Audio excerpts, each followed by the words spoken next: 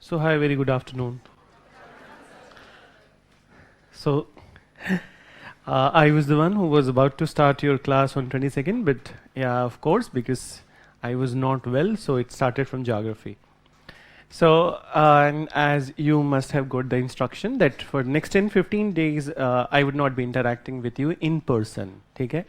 And it's because of that all those COVID things, okay? So I hope you understand these all part, and moreover I don't need to elaborate on this part. You are mature enough to understand the things, okay? So today is the modern Indian histories class, but before that obviously some sort of introduction is required. It is necessitated that I must introduce myself to you, though you must have got the name in your email IDs, okay? But that's not enough. So I'm one of the senior most faculties of the institute, though I may not look like. I take pride in that. So and right from the inception I am responsible for this section of the history, okay? So earlier I used to take many parts of the history, but obviously it's because of your increased enthusiasm in the institute. I would be there for the modern only for short show. Obviously we are going to start with the modern, but apart from that, art and culture I'll be coming for, okay? Other sections I'm not taking nowadays because of the paucity of the time, and also obviously that you can see that n number of the batches, so I cannot be present everywhere. So when it comes to this particular section, modern Indian history, and it is the most important section from the history part, that overall history part, all the part of the history which is mentioned in your syllabus, including the ancient, medieval, art and culture, and then also world history, post-independence, okay? So these all parts. So it is the most important in both the stages of exam. In prelims you get general phenomenon that in prelims you normally get 7 to 8 questions from the modern Indian history, and then when it comes to mains, to 4 to 5 questions from the modern Indian history. So that is the importance. And as I mentioned to you that near about 24 to 25 classes will be there for the modern Indian history. And when it comes to art and culture, so it will take 12 to 13 classes, okay? So these much classes, approximately 38 to 39 classes, I'll be there with you, okay? Then today's class, it's not about that, it's not about writing something, okay, or taking some notes from the class today. In fact, today I'll introduce the history part to you. So in fact, in one go, we are not only going to see the trend analysis and then also the different patterns in the exam, but also at the same point of time, the most important part of the today's class is to discuss the entire history in one go to make you acquainted with the course of events in the history, modern Indian history. You may not understand entire events today itself, okay? But at least one thing which will happen, that you may get a fair idea that what you are going to read, okay? And how the things are happening from one place to another place, okay? Since it is history, so it's very important to understand the chronology, and without the story you don't understand the chronology, particularly in these two parts, the ancient history, medieval history, and then modern history. The chronology is very important, okay? And once you are very clear on the chronology, so it becomes little easier. I'll not say very easier, but it becomes little easier to understand that from where to where you are moving in the history part. And maybe, okay, this is my wishful thinking, that maybe by the end of the classes I'll be able to dispel the notion that this part is difficult, or maybe that many a times we feel that we have this kind of notion that it is uninteresting. So I would try to dispel this thought. Let's see that how successful I would be, and then how cooperative you would be in this endeavor, okay? So until and unless they are it's getting connected, I'll start, okay? I'll start because I have few things to show you. And one more thing, that my method of teaching, that's also need to be elaborated in the class. I'm not a technical person, okay? I don't believe in this kind of PPTs and these all sort of thing. So you may be very comfortable in creating the PPTs and these all sort of things. That's all good. Okay? We all are different personalities and we all have different approaches. So whatever suits you, you'd go with, but I don't go with the PPTs and all those things. Then my way of teaching is, and since it is history, so there is no role of PPT. So I will tell you the story. I'll tell you the events, okay? We will discuss the events, and then after you take a fair amount of notes to your home, okay? So there would be a fair amount of dictation also, meaning that you'll be writing in your notebooks which you have brought. And believe me, it is the most important and also very fruitful thing to do right in the classroom, because this exam is not happening on an online platform. As you know that you need to write in your copies, you need to write it in the mains examination. So that practice must be done from here only, okay? That must start from here only. And when you're writing in your own handwriting, in your own way, so there is a three-way emphasization. One, you're listening to the things. Second, you are seeing the things which are written over here. And third, you are writing it, okay? So once you're writing it, so there is three-way emphasization, meaning that three type of memories get created. But once you only read, suppose something you're reading from a book, so that's only one type of memory, okay? And your class notes are going to be one of the most helpful thing. Then let's come to the papers previous years, okay? Previous year papers, and then how far we have achieved in the classes, okay? It's not to be egoistic and it's not to be hyperbole or exaggerated, but closer to the reality. So past 7-year record has been that 85% of questions in the prelims examination that exactly has been found in the class notes. So 85% means that if you're getting 10 questions, so you can expect 8 questions, at least 8 questions in the your class notes. Okay, that's fair enough. And I will take pride in saying this one, that this year paper was one of the toughest paper. If you have gone through the paper, so it was one of the toughest paper. Ancient history, medieval history, they were a bit difficult. Okay, the other parts of the syllabus, was also very difficult. But luckily, thankfully, okay, all the 6 questions could have been found in the class notes itself, not in the any book. I'm not saying book, class notes itself. Okay, so this year entire questions were there in the class. No, I'm not saying that class notes se utha ke pooch liya. Okay, no. Luckily, it is there in the class notes. Okay, so have leap of faith in whatever you are going to read in the classes. Okay, and it would be quite good enough to clear the exam if you have really mastered the class notes and then also the recommendation given by your faculties. In other subjects, other people, they will give their own recommendations. So if time will be little bit, time more would be there. So then we will discuss some of the reference material also. Okay? Nahi hua? So anyways, that's why I don't believe in technology. It kills time. So there is a processor which God has given you. You can better use that processor. Okay? So let's start with the things. So trend analysis जो भी part है ना, that how many questions were asked and not asked, ठीक है, these all things will do once it is connected. Why I have brought this stuff today? Because I just want to show you the cutoff few years that this, I think that this discussion has not happened in the class that related to cutoff, what has been the trend in the previous few years. So let's start the discussion related to it. Do you know that when this CSET pattern of exam started? 2011. Okay? So 2011, before that 2011, the pattern in the exam was one optional paper. Okay? In prelims paper, there was one optional and there was the GS paper. Okay? And the marks of the optional were 300 and GS was 150. So in fact, that it is the optional which was important in both the stages of the exam, in the pre and mains also, earlier, before 2011. So 2011 it all started, the new CSAT pattern. And by that point of time, I hope you know that the marks of the second paper, CSAT, was also included in making the merit. So the very first year, the cutoff was 198 out of 400. The second year, out of 400, the cutoff was 209. Okay? It's moving little up. Then in third year, 2013, it was 241. So the cutoff is going very high. Okay? Out of 400, 241. So the third year was a kind of a year of the change, okay, in the exam pattern also, and then also the demands from the student community.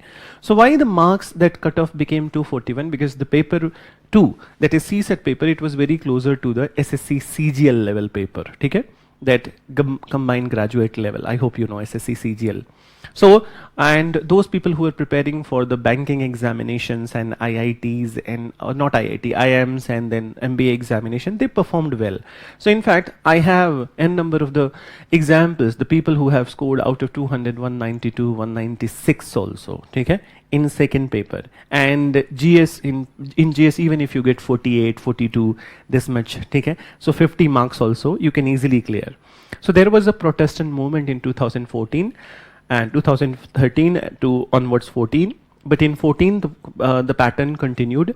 So in 2014 the cutoff was 205, it came little less, okay, and then from 2015 onwards the CSET paper was only for the qualifying, okay, meaning that only 66 marks you needed to get in the CSET from 2015 onwards, and then only GS paper was used for reckoning.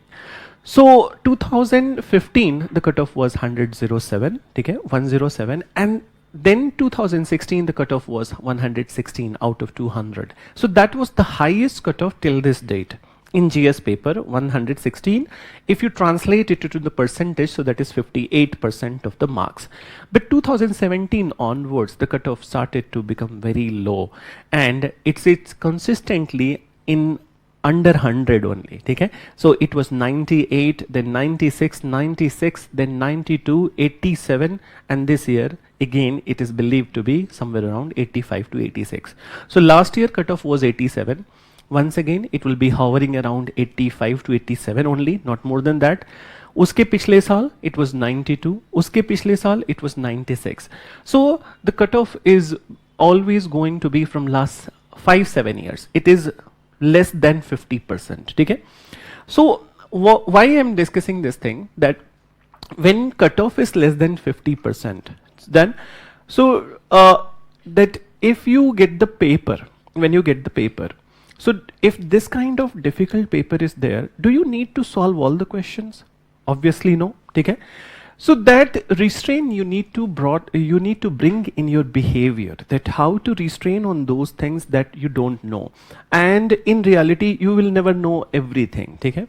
What UPSC ask and what UPSC may ask, nobody knows, but you will know enough, that you will know enough that much would be sufficient to clear this exam, and that will happen in the classes itself and in all the classes, that whatever you are going to do, so if you really do it diligently and you devote your time to those stuff, so obviously nobody can stop you from clearing the prelims and the mains exam also. And n number of examples would be there, and a number of examples are there from the past also. So in this scenario, first come to the history section. Let's talk about that. Since ancient medieval I will not be coming for your classes, but let me give you some that guidance related to that. So is there any limitation to read ancient and medieval? That if you read 2500 pages book, will that be enough for this exam? Yes or no? Yes, obviously no, okay? Because see, it's very broad, ancient and medieval, it's very broad. And moreover, there are n number of the interpretations, okay? N number of the interpretation when other scholars come, when the new regime comes, so new kind of history develops, new kind of textbooks comes into the picture.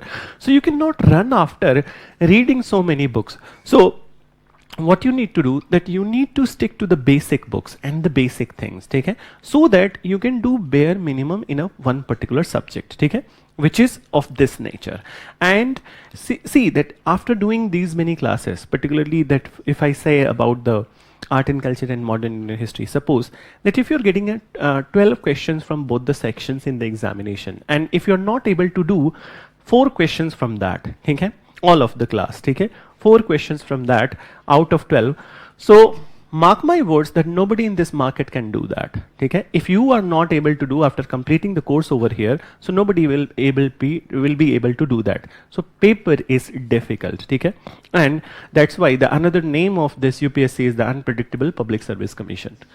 So and it has this nature that it can unearth information, okay, which nobody knows. And in fact, what has happened, the reality is that suppose this year they have asked a question, nobody knows then in which book is this there. In the normal books in the market, it is not there. And all of a sudden what happens that everybody gets to know that obviously it is a historical fact, तो कहीं न कहीं से तो पता चल जाएगा. So then what happens that everybody incorporates that into the notes, ठीक है, in their books also. And then you feel that this book is relevant. No, UPSC is one step ahead of these books, ठीक है, these books. That this year if they have asked a question from this book, so next year they will take another book, ठीक है. The very funny incident has happened last to last year. That there was a question which was asked from one such book which was not there in the market, and it was actually the book which is actually in circulation in Cambridge University. Okay? The professor was from Cambridge University and she is teaching over there. Then Isita Dubey Banerjee's book. And then what happened, one question UPSC asked in which is not, the answer is not there in any of the mainstream books which are there in the market. So people started finding that कि अरे कहाँ किस किताब में पढ़ा हुआ है. Then somebody popularized it that कि this is the book in which it is there. Now the market is flooded with that book. ठीक है? Everybody is buying that book. ठीक है? But at the end of the day, UPSC may ask a question from Mexico University. ठीक है? So what you will do that next year you will buy that Mexico University book. So the point is that reference material is one such big confusion when you join the institute. Okay? You can join the institute, you start your preparation. So the point is that you need to limit your reference material. See that this I repeat and I'll keep on repeating beyond your batch also. You are here to become the district collector, not the book collector. Okay? So you need to wisely choose your books in all the subjects. And once you have chosen, close all the doors.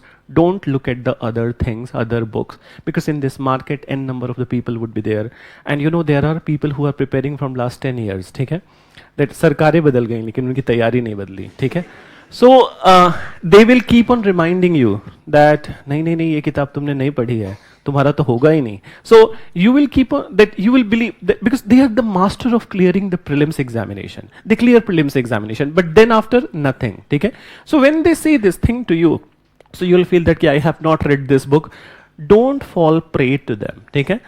Whatever would be suggested over here, that would be much more than enough. ठीक है?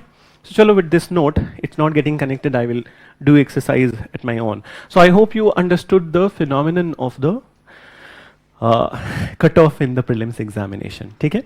And mains examination I will not discuss over here, obviously. वहाँ पे cutoff का कोई मतलब नहीं है.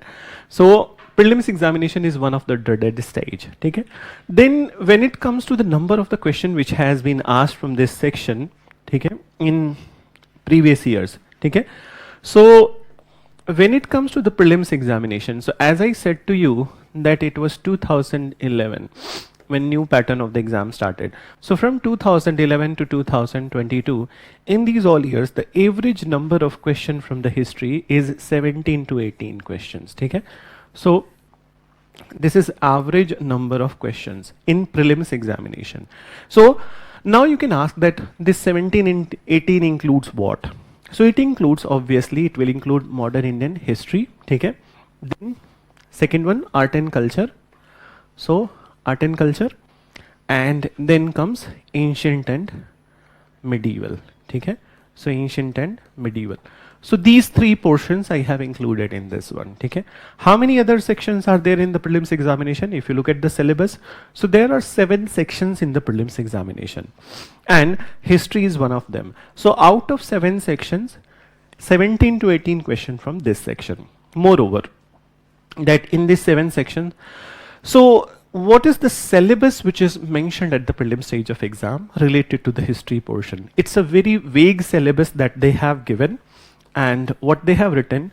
So in syllabus it is written history of India and national freedom struggle. ठीक है? So So this much is only mentioned in your syllabus. History of India and national struggle, ठीक है, और freedom struggle has been mentioned. इसके beyond एक शब्द भी नहीं लिखा है, ठीक है. So this much is mentioned in the syllabus. So they have not clearly defined it, but it means that when they have not clearly defined it, so it means everything, ठीक है. So history of India, obviously, it will start from ancient, then medieval, and then modern. But one more thing over here is art and culture, ठीक है. So art and culture do not specifically mention, but it is the part of the same, ठीक है. So when we read art and culture of India, so we read of a specific period, ancient India, what was the culture, medieval India, that's the part of the history. So it is implicit in this part, ठीक है, अलग से mention करने की जरूरत नहीं है, ठीक है.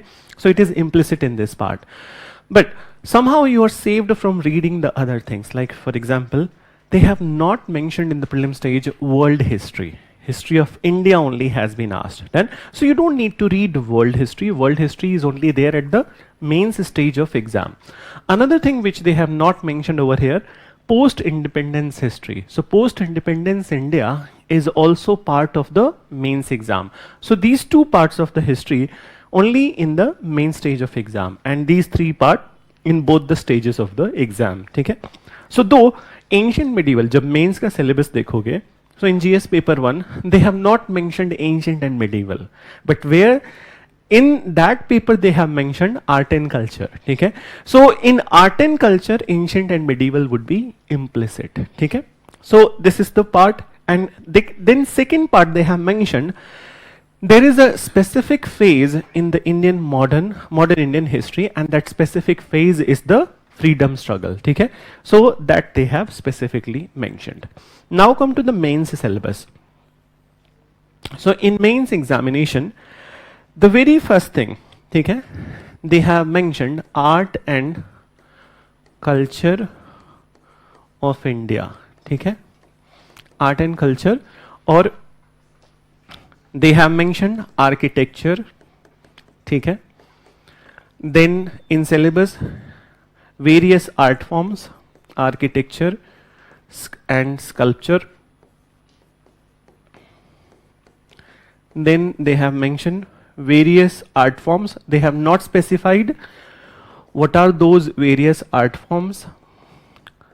So in these various art forms, it will include painting, it will include classical dance, classical music, these all things. Then, and then they have mentioned language and literature. Okay? So language and literature of India. So this is what is mentioned in the art and culture syllabus. Okay? GS paper 1 in the mains stage of exam. So you will be reckoned on architecture, sculpture, various art forms. So this part will include so many things, various art forms, okay? Including, as I said to you, that painting, classical dance, classical music, theater, puppetry. So n number of the things, handicrafts, that goes into the various art forms, okay? And then comes the language and literature. One of the favorite topic of the UPSC, which they have very repeatedly asked in the mains examination.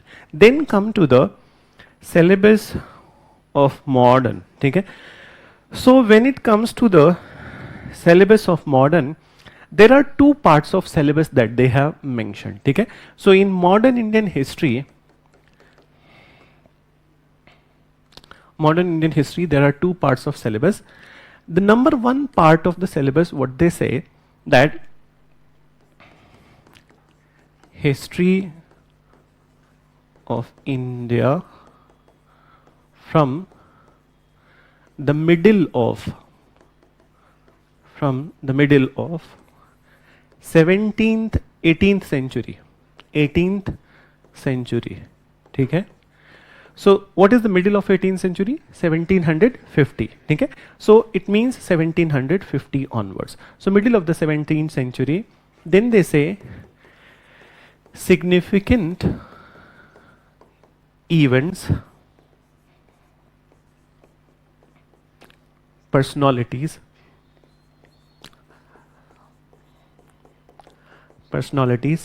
until present, ठीक है. So until present. So this is what they have mentioned, one part of the syllabus. Significant events and personalities until present. I'll further define the part of the syllabus. Let me write the second part also. Okay? So this is the first part of the syllabus. Then second part, they specifically mention it as freedom struggle. Okay? Freedom struggle. Its various phases,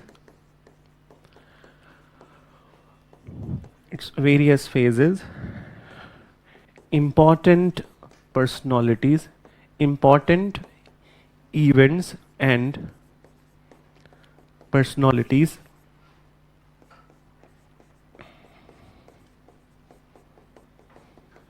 and then they say from the different parts of the country. So not just from one part, but also from the different parts of the country. So this is what is mentioned in the syllabus. Okay? So the second part, that freedom struggle, its various phases, important events and personalities from different parts of the country. Okay? So these are the parts. So now once look at the very first part. So very first part which is mentioned, history of India from the middle of the 18th century, significant events, personalities until present. So this is the part which starts from the 1750, and 1750 onwards we need to know that what all important things have happened. So for example, that when we talk about the significant event from 1750, so Battle of Plassey. For example, Battle of Plassey 1757, that was one important event. Then what are the repercussions of the Battle of Plassey? Then happened the Battle of Buxar 1764. So what are the repercussions of the 1764 battle, or what are the after effects of the same? So these are the significant events. Then personalities. So personalities, we can talk about the rulers of the regional kingdoms. Okay? So for example, Tipu Sultan, Hyder Ali, Nawab Sirajuddaulah, Mir Qasim, Mir Zafar. Okay? So these important personalities, they would be there in the beginning. Robert Clive, okay? He is also important personality. And until present. So moreover, it's not only related to the political fight which is happening between the British and then also the rulers of India, but this part also includes the reform related aspect. So another significant events from this until present, we can say socio-religious reform. Okay?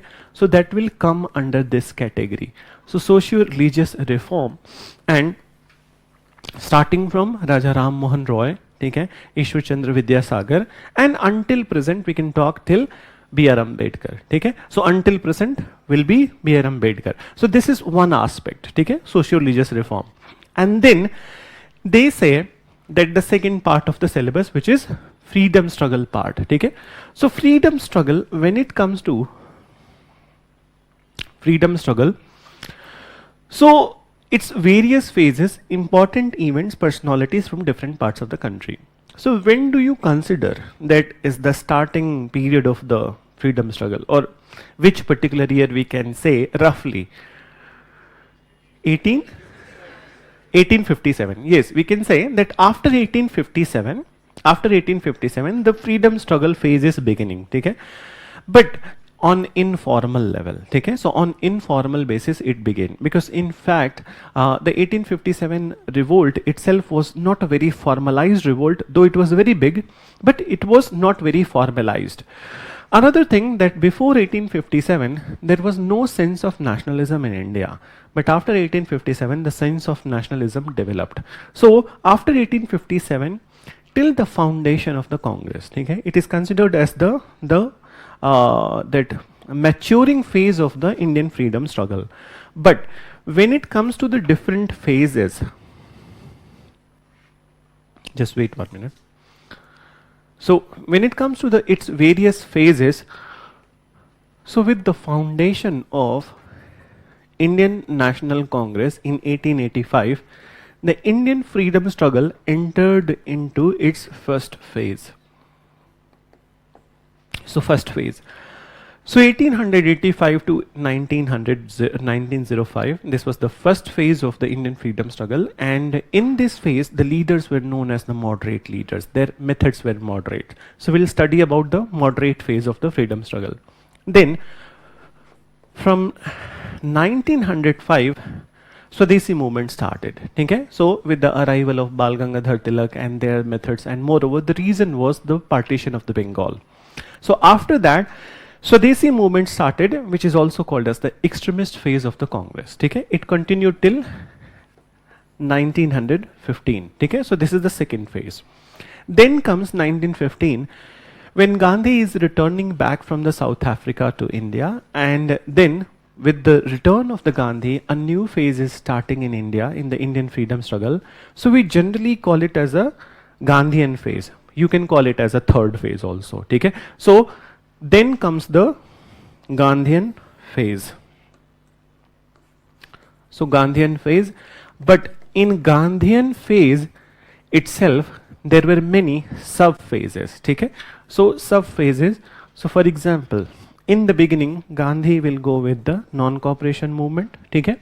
Then second sub-phase of the Gandhian movement is civil disobedience movement, and then comes the Quit India movement.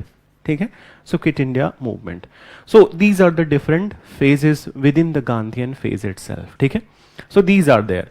There is another phase within these all years, that there are some people in India who are not coinciding with the methods of the Congress leaders or main leaders. Okay?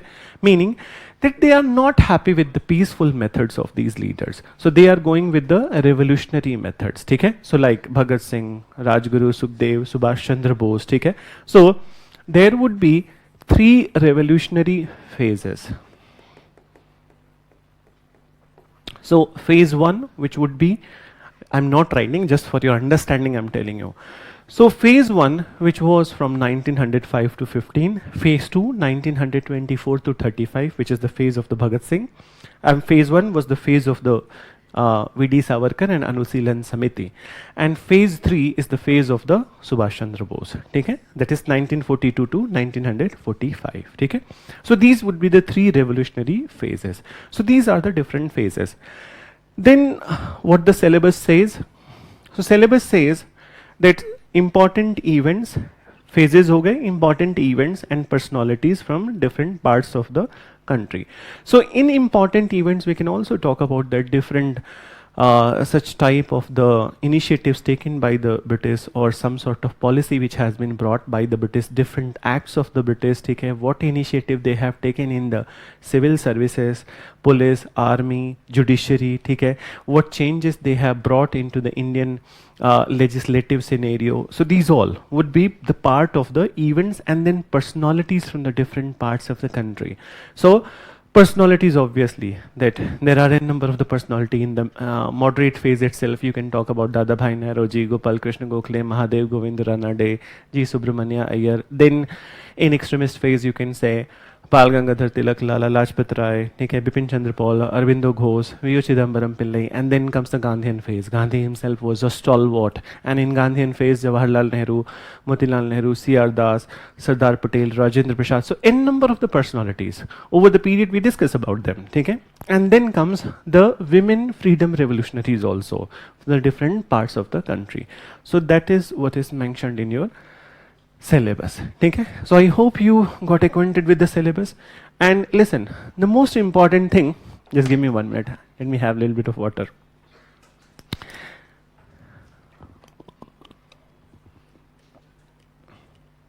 See, generally this class goes unstoppable, but I have little bit of kharash in my neck. Okay?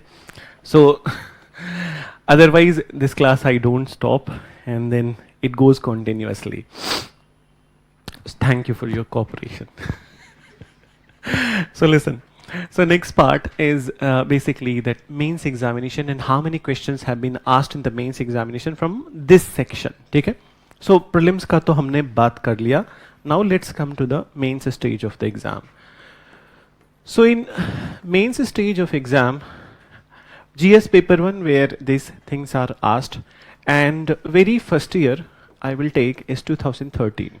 because this is the year in which the new pattern of the exam started in the mains examination. So the very first year, I'm going to include only two parts into these questions: modern Indian history and art and culture. I'm not including world history, I'm not including the post independence. Okay, the faculty who will come to teach that part, they will talk about that. Okay, so only modern and art and culture I am including ancient medieval also. So in this particular section, in this particular year, 8 questions were there from out of 25, 8 were there from modern and art and culture. Okay, 2014 once again 8 questions. Okay, but the scenario has changed, 20 questions. Okay, so out of 20, 8 were there from this section.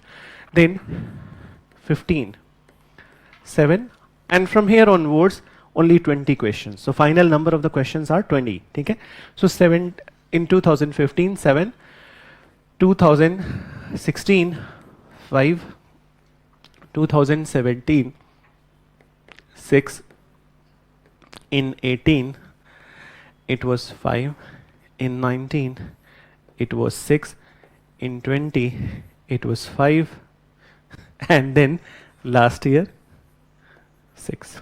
Okay, so 5, 6, 5, 6. This is what they are doing nowadays. Okay, in the beginning they have asked 8 to 7 questions, but nowadays they are asking 1 year 5, 1 year 6. Maybe next year they may give 7 or 8 questions. Okay, so this much questions they have asked in these years, in this preceding years. Okay, art and culture and modern Indian history.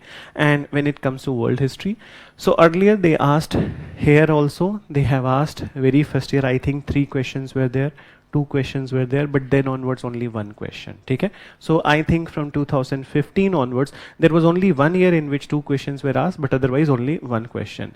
And post independence from last 7 years they have not asked any question. Okay, so any question, only first year 3 questions were asked, and 1 more year 1 question was asked, but uske baad se koi sawal nahi pucha hai. Okay, so obviously this is the most important section. Moreover, that in this section, what is the division between the art and culture and modern Indian history? So here also that more weightage is there to the modern in the if you keep the scheme from 2013 to 2021, but overall the number changes. For example, last year there were 4 questions from art and culture and 2 questions from modern. Okay, this year 4 questions from modern and only 1 question from the 2 question from the art and culture. So equation change हो सकता है. ठीक है, that किसी में ज़्यादा किसी में कम. So this is the analysis, trend analysis. ठीक है, now after the trend analysis, cutoff also all I have talked about. So this part is over. ठीक है, this part is over. You got acquainted with the syllabus and then also how much question you can expect from this section.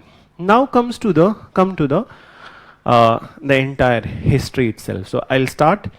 So give me 1 minute, just 1 minute.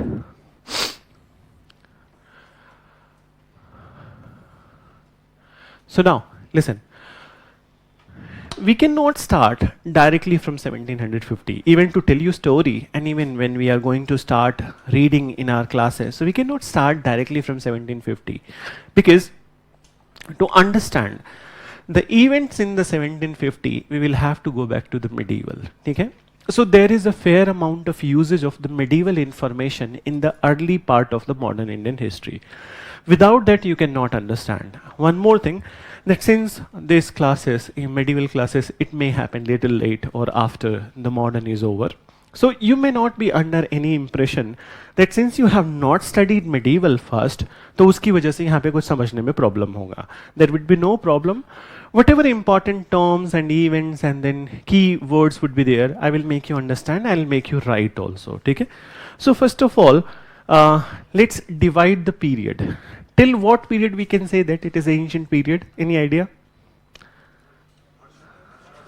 Harshvardhan's period or any other period? Yes. So basically, actually, for purpose of our syllabus, एक बार समझना इसको, ठीक है? For purpose of our syllabus, we consider that till the mainline Chola dynasty, okay, it is the ancient. Though it can be also called as the early medieval, but till mainline Chola, we keep it under the ancient for purpose of our study, okay. Then from the establishment of the Delhi Sultanate in Delhi and in India, so we say that this is the beginning of the medieval period. Then what is the timeline, or basically the mark between the flag post between the medieval and modern? Death of Aurangzeb. Okay? So we consider death of Aurangzeb as the end of the medieval and beginning of the pre-modern period. Okay? So 1707. Now, so you got to know that 1707 was the year in which Aurangzeb's death happened. So in modern, we are going to read onwards 1707. But the problem is that though we can read about the Indian dynasties and the regional kingdoms from 1707, but what is important over here, where you will get to know about the British, where you will get to know about the European companies. So for that, we will have to go little bit back into the history. So today's discussion, it will be hovering around three parts. So one is, let me write first, advent of Europeans. Second part would be decline of Mughal,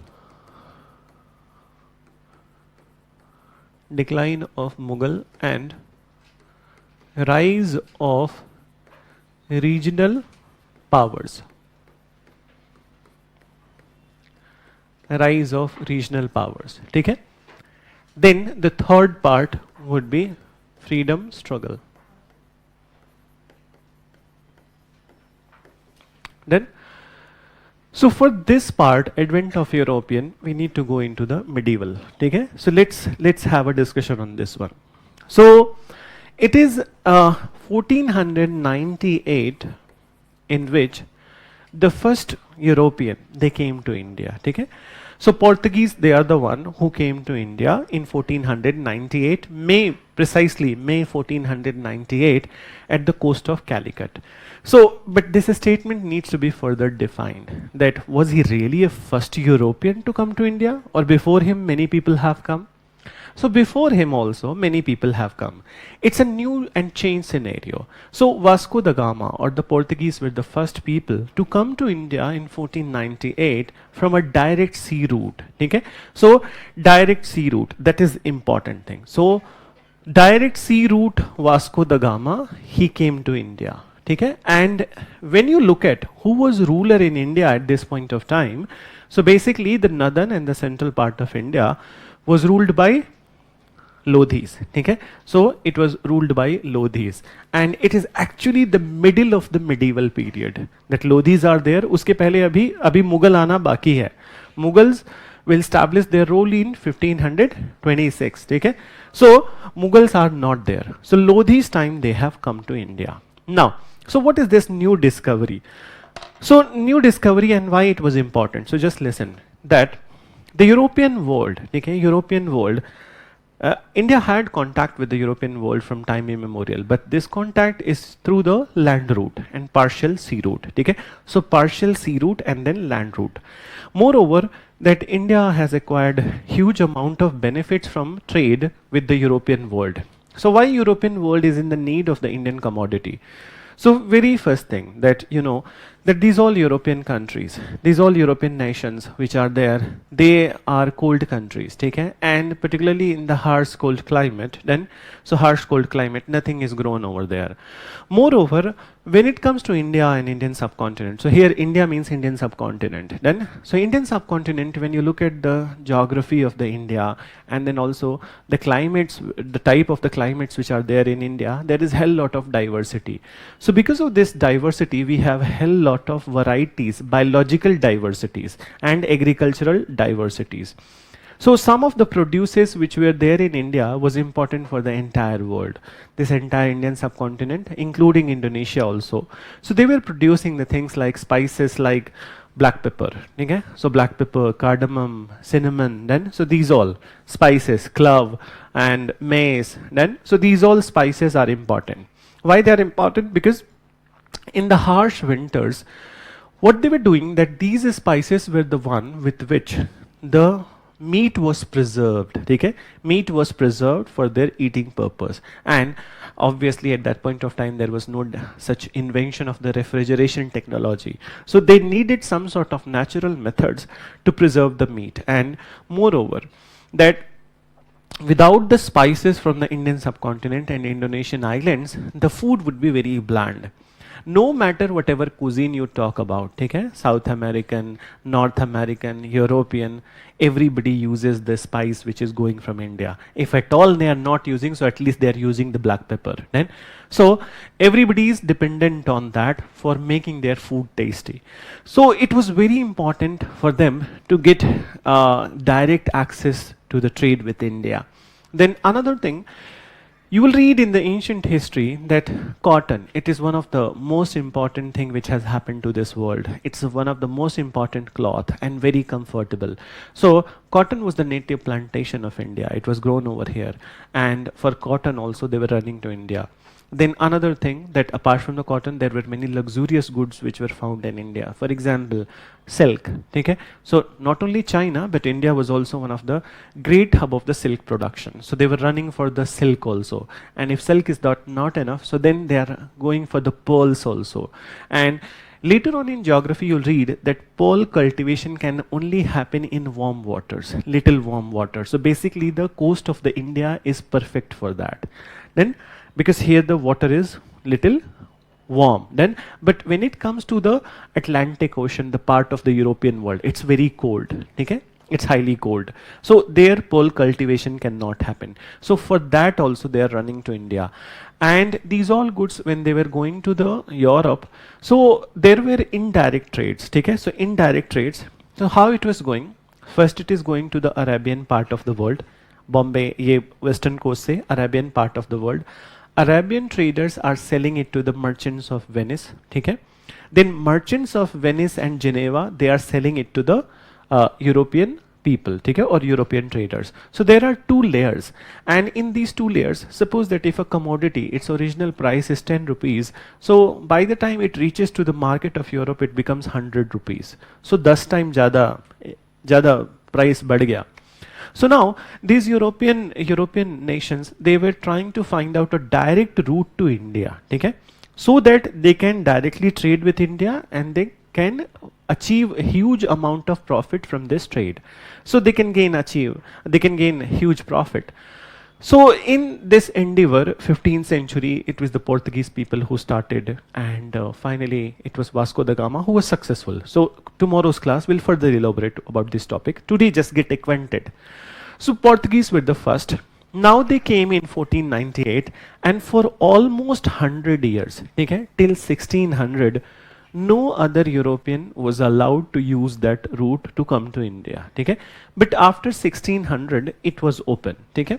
So they opened it, and they were taking some charges. Okay? But they opened it. So now once it is open, so then after Portuguese, English, they are coming to India.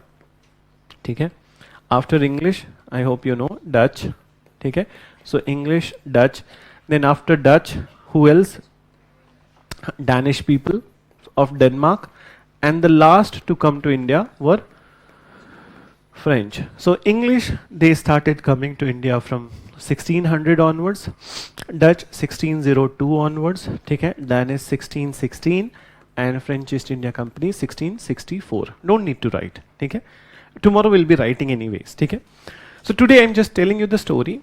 So now these companies, these people, they have come to India, okay, 1600 onwards.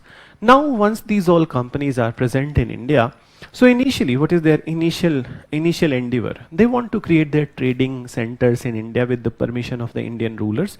They created their trading centers and they started doing the trade with India, okay. But over the period, what happened, that when, let's come to the second part. So this part which I have mentioned, okay. Decline of what I have mentioned, Mughal, rise of regional power.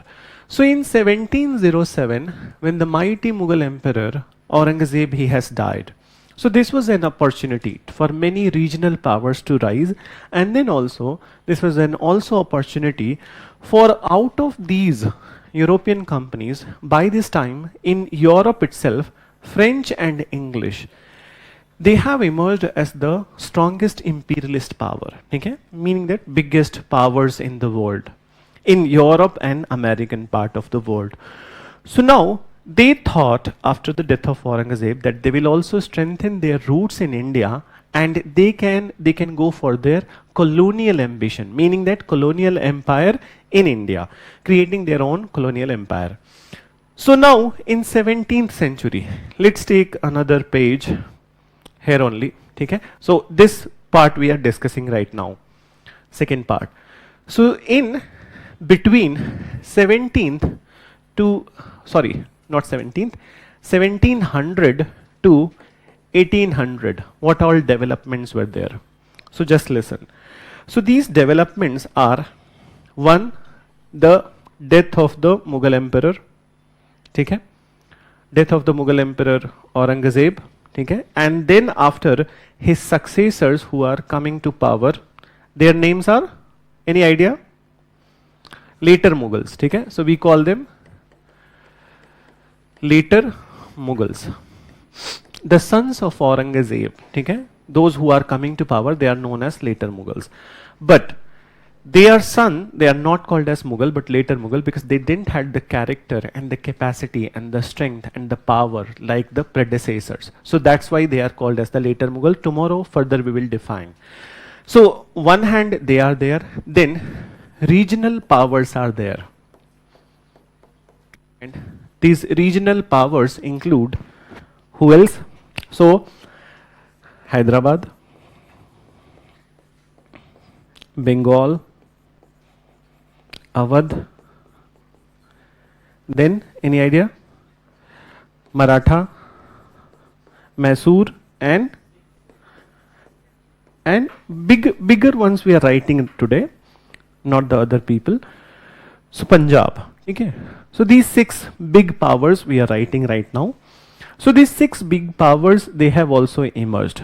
The interesting aspect is that out of these 6 bigger powers, these 3, Hyderabad, Bengal and Awadh, they have emerged from the Mughals itself, okay? So they have emerged from the Mughal area itself. In fact, the founders of the Hyderabad, Bengal and Awadh, they were the darbaris of the Mughal, okay? So basically they are the courtiers or the nobles of the Mughal, okay? Now, when it comes to Maratha, Mysore and Punjab, so they were independent state. But by the time of the Aurangzeb, what he did, he captured some of their areas, okay? So once Aurangzeb has died, so they reasserted their independence and autonomy, okay? So they are not created by the nobles of the Mughal, but they were already an independent state, but Aurangzeb brought them under their control. After his death, they were again free. So these 6 big regional powers have emerged in 1700 to 1800. That's one development. Another thing, that out of all the European companies, the 2 which are most important, as we mentioned, these 2 were the British and English and French, okay? So English and French. Moreover, one more thing I need to write over here. Attached with Hyderabad was Carnatic, okay? So attached with Hyderabad was Carnatic. And when you look at the map of India, so where is Carnatic? Just let me create. So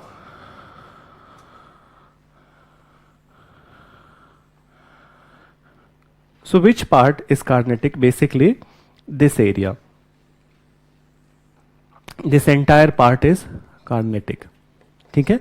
And where would be Hyderabad? On the top of it. So that is Hyderabad.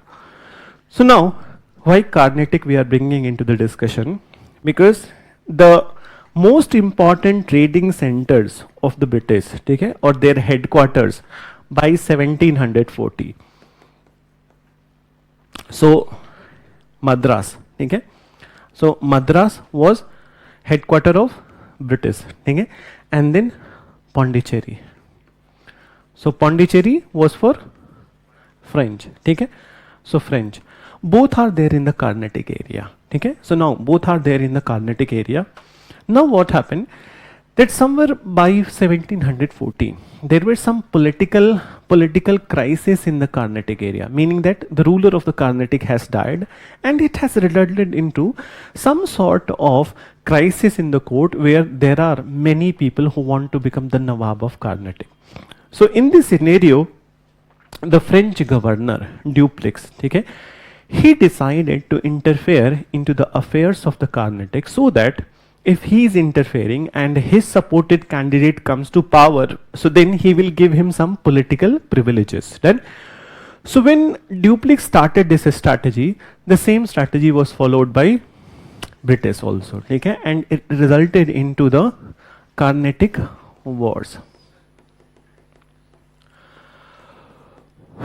So Carnatic Wars. Now, in these, there are overall 3 Carnatic Wars. In these 3 Carnatic Wars, there was involvement of the Carnatic ruler also, and there was involvement of Hyderabad also. So by the time, okay, by the time when this Carnatic War was over by 1763, it is the English who were victorious, okay, and moreover, the influence of the English increased in the Carnatic area, and so as in Hyderabad. Okay? So this is how they have started. At the same point of time, one more such province where the presence of the British was very strong, and that is over here, Bengal. Okay? So in Bengal, by the time when they are going to interfere in the Bengal, what has happened is Carnatic War mein, there was one which happened in 1752. Okay? There was one very important war which is called the Siege of Arcot in the Carnatic War itself.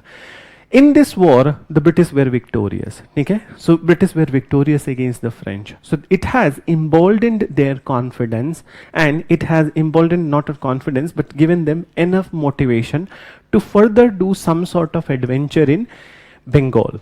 So now, in Bengal, what happened? 1757.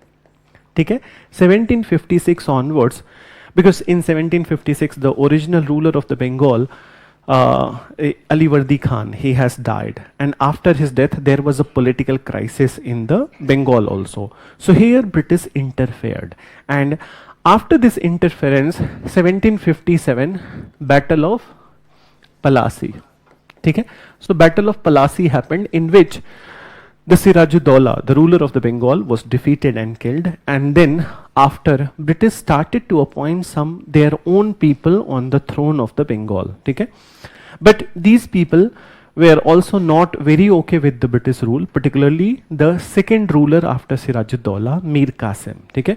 So when Mir Qasim started to contest against the British, so that led to the second battle in Bengal.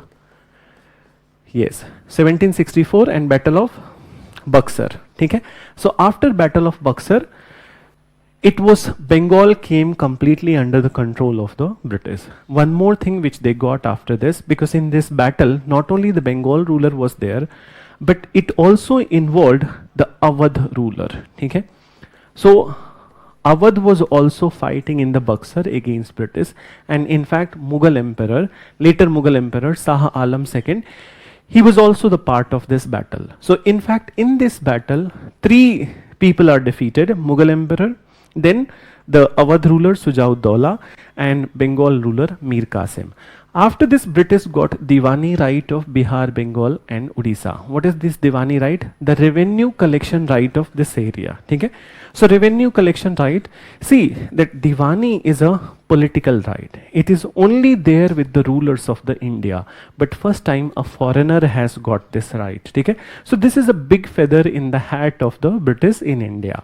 And by 1770, the Bengal is completely under their control. Okay? So by 1770, what is the development from Bengal to Carnatic? Completely under British control. Now after this, their focus is towards the area of the Mysore. Okay? So Mysore over here. Okay? Mysore. So now in Mysore, their fight, it's all started from 1767. Okay, so 1767 they started to fight with the Mysore ruler Hyder Ali in the beginning. Okay, so there were two battles between the Hyder Ali and the British. Okay, in both the battles the inconclusive result was there, but after the death of Hyder Ali, two more battles happened between the British and the Mysore ruler Tipu Sultan. Okay, so overall there were total 4 Anglo-Mysore wars, and in this war 1799 was the last war in which Tipu Sultan was captured and killed. Okay, so he was captured and killed. Now Mysore is under the control of the British. 1799. Okay, one more thing which I forgot to tell you. When in Carnatic Wars, French are defeated, okay, so their imperial ambition also has been winded up from India. Okay, so they are no more an imperial power in India, and the only European which is an imperial power in India is the British. Okay, then come to the Maratha episode. Okay, so Maratha, and in Maratha part, so Maratha had a very big area in India. Okay, so this is Maratha area, roughly I'm just writing it. So Maratha area. So now in Maratha, the British started to interfere after the third battle of Panipat. So the third battle of Panipat, it was in 1761. We will talk about all the important reasons that why it has happened, but not in today's class. When in Maratha episode, so then we'll talk about. But listen, so third battle of Panipat has happened between Maratha and Ahmad Shah Abdali. Okay, so Abdali thoroughly defeated Maratha. Maratha were the most powerful people, regional powers in India, and moreover, it was said about them that they were the one who had this capacity and capability to create an all India empire. But after this defeat from Abdali, their backbone was broken. Okay, and they were just trying to resurrect. They could have resurrected, but what happened? There is another foreigner which is eyeing on the Indian empire, that is the British. Okay, so British started to interfere in the Maratha politics from 1775. Okay, so it led to the very first battle between the Maratha and the British, 1775 to 1782. Then it resulted into a treaty of Salbai. Then the second battle happened between 1803 to 1805. In this, Marathas, one part of the Maratha were defeated, and the last battle 1817 to 1818. Okay, so by this time the entire Maratha area has been under the control of the British. Okay, but when you look at the reasons that why it has happened, you will blame it on the Maratha people itself, because they were the one who were infighting with each other. The Holkars, okay, the Sindhyas, the Gaikwads, then the Bhosles, the Peshwas. So it's because of their weakness that they started to infight with each other, and that benefit was taken by the British. Okay, and it is the British who were inciting the feeling of the different houses of the Maratha. So we'll talk about them. Then that Holkars on the one hand and Sindhyas on the other hand. Okay, so this is what happened, and this is not new thing in the Maharashtra. You see very often it happens. Okay, so people take a flight and go to Assam. Okay, so now, so after Maratha episode 1818, this has happened. Let's come to the next part, which is Punjab. So one of the very big empires at this time, so that is Punjab. Just give me 1 minute. So Punjab, basically both areas, the Indian part also and the Pakistani part also. Okay, so Punjab was the one such kingdom which was established later on. Okay, so Punjab, it was somewhere by 1799, the foundation of the Punjab happened under the leadership of the Maharaja Ranjit Singh. Okay? So Maharaja Ranjit Singh, he was a very intelligent person, and then he knew that what is required to face the most important enemy, that is British. So he created one of the strongest army of that time. In fact, it was said that second strongest army in Asia was there with the Maharaja Ranjit Singh. So Britishers also did not try to attack on Maharaja Ranjit Singh or fight with Maharaja Ranjit Singh. So what they did, that they signed a treaty with the Maharaja Ranjit Singh in 1809, okay, friendship treaty, and it was said that they will be respecting this treaty till the lifetime of the Maharaja Ranjit Singh, which they did. Otherwise, British, they never respected any treaty, but they respected this treaty till the lifetime of the Maharaja Ranjit Singh, 1839. When he died in 1839, so after that, they started to interfere in the politics of the Punjab. And 1845, the very first war between the Sikh and British happened, and then 1849, the second battle, by which Punjab was also annexed by British. So now you can see that how British started. They started their journey, their building from the Carnatic area, moving to Bengal, coming to Mysore, then going to Maratha, and finally Punjab. So this is how near about 75 to 80% of area of the Indian subcontinent was under the control of the British. So a firm British Empire has been established by 1850s, we can say. 49 या 50s बोल लो, ठीक है? So now, when it has already happened, after this, the next big thing was the, you all know, and you said to me in the beginning of the class itself, what was the next big event after this? Yes, 1857 revolt. So 1857 revolt.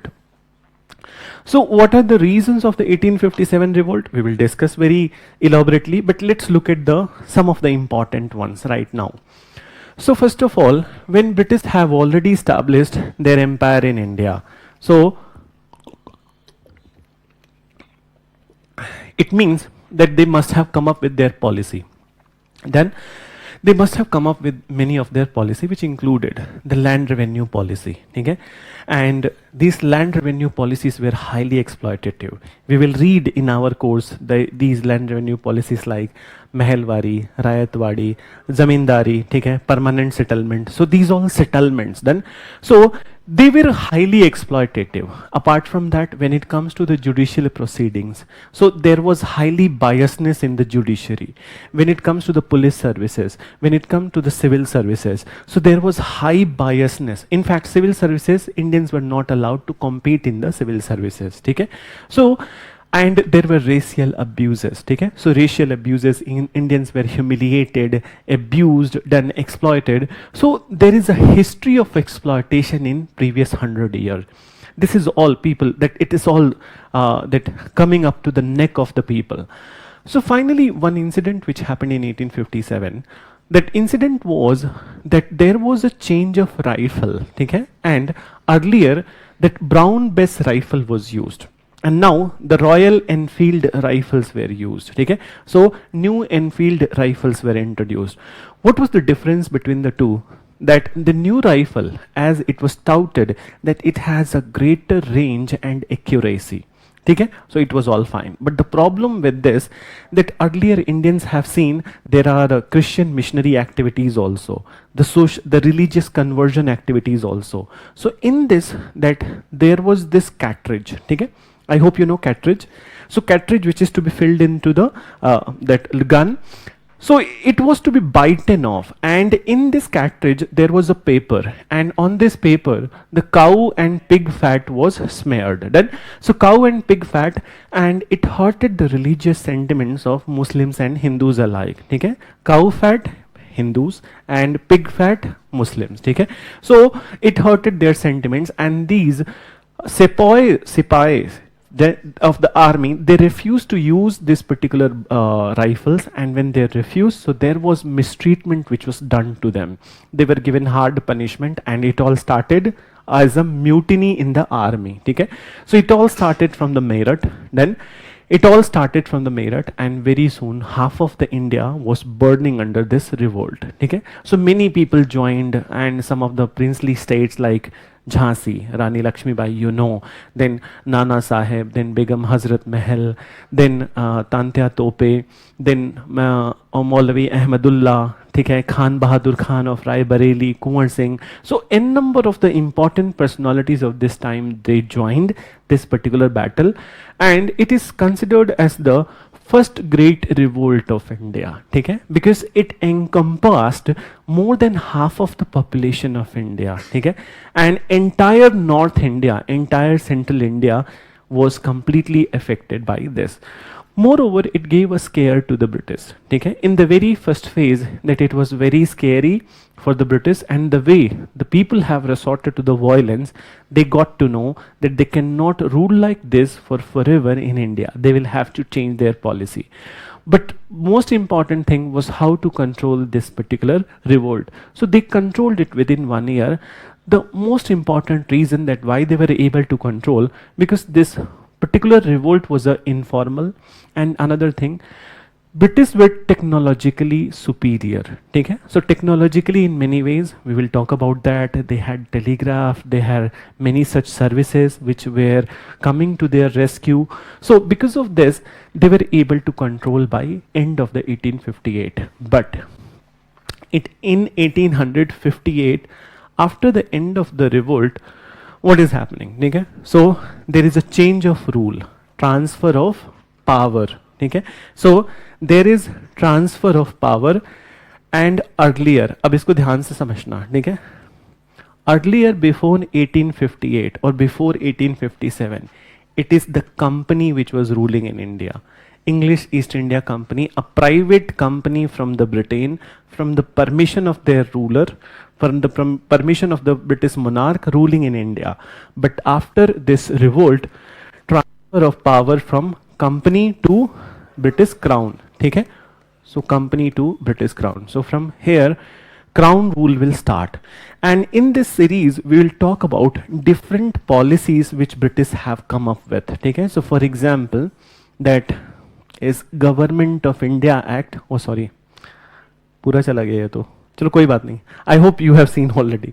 So now, Government of India Act 1858. ठीक है? Then we talk about Indian Councils Act, okay, 1861. Then Indian Councils Act 1892. Then Government of India Act, okay, 1909. Then Government of India Act 1919, and the last one 1935. So ये सब देखेंगे, ठीक है? We will see. So, but these all acts are introduced by the British Parliament in India. Okay? So now already that this revolt has happened and there is a change of rule.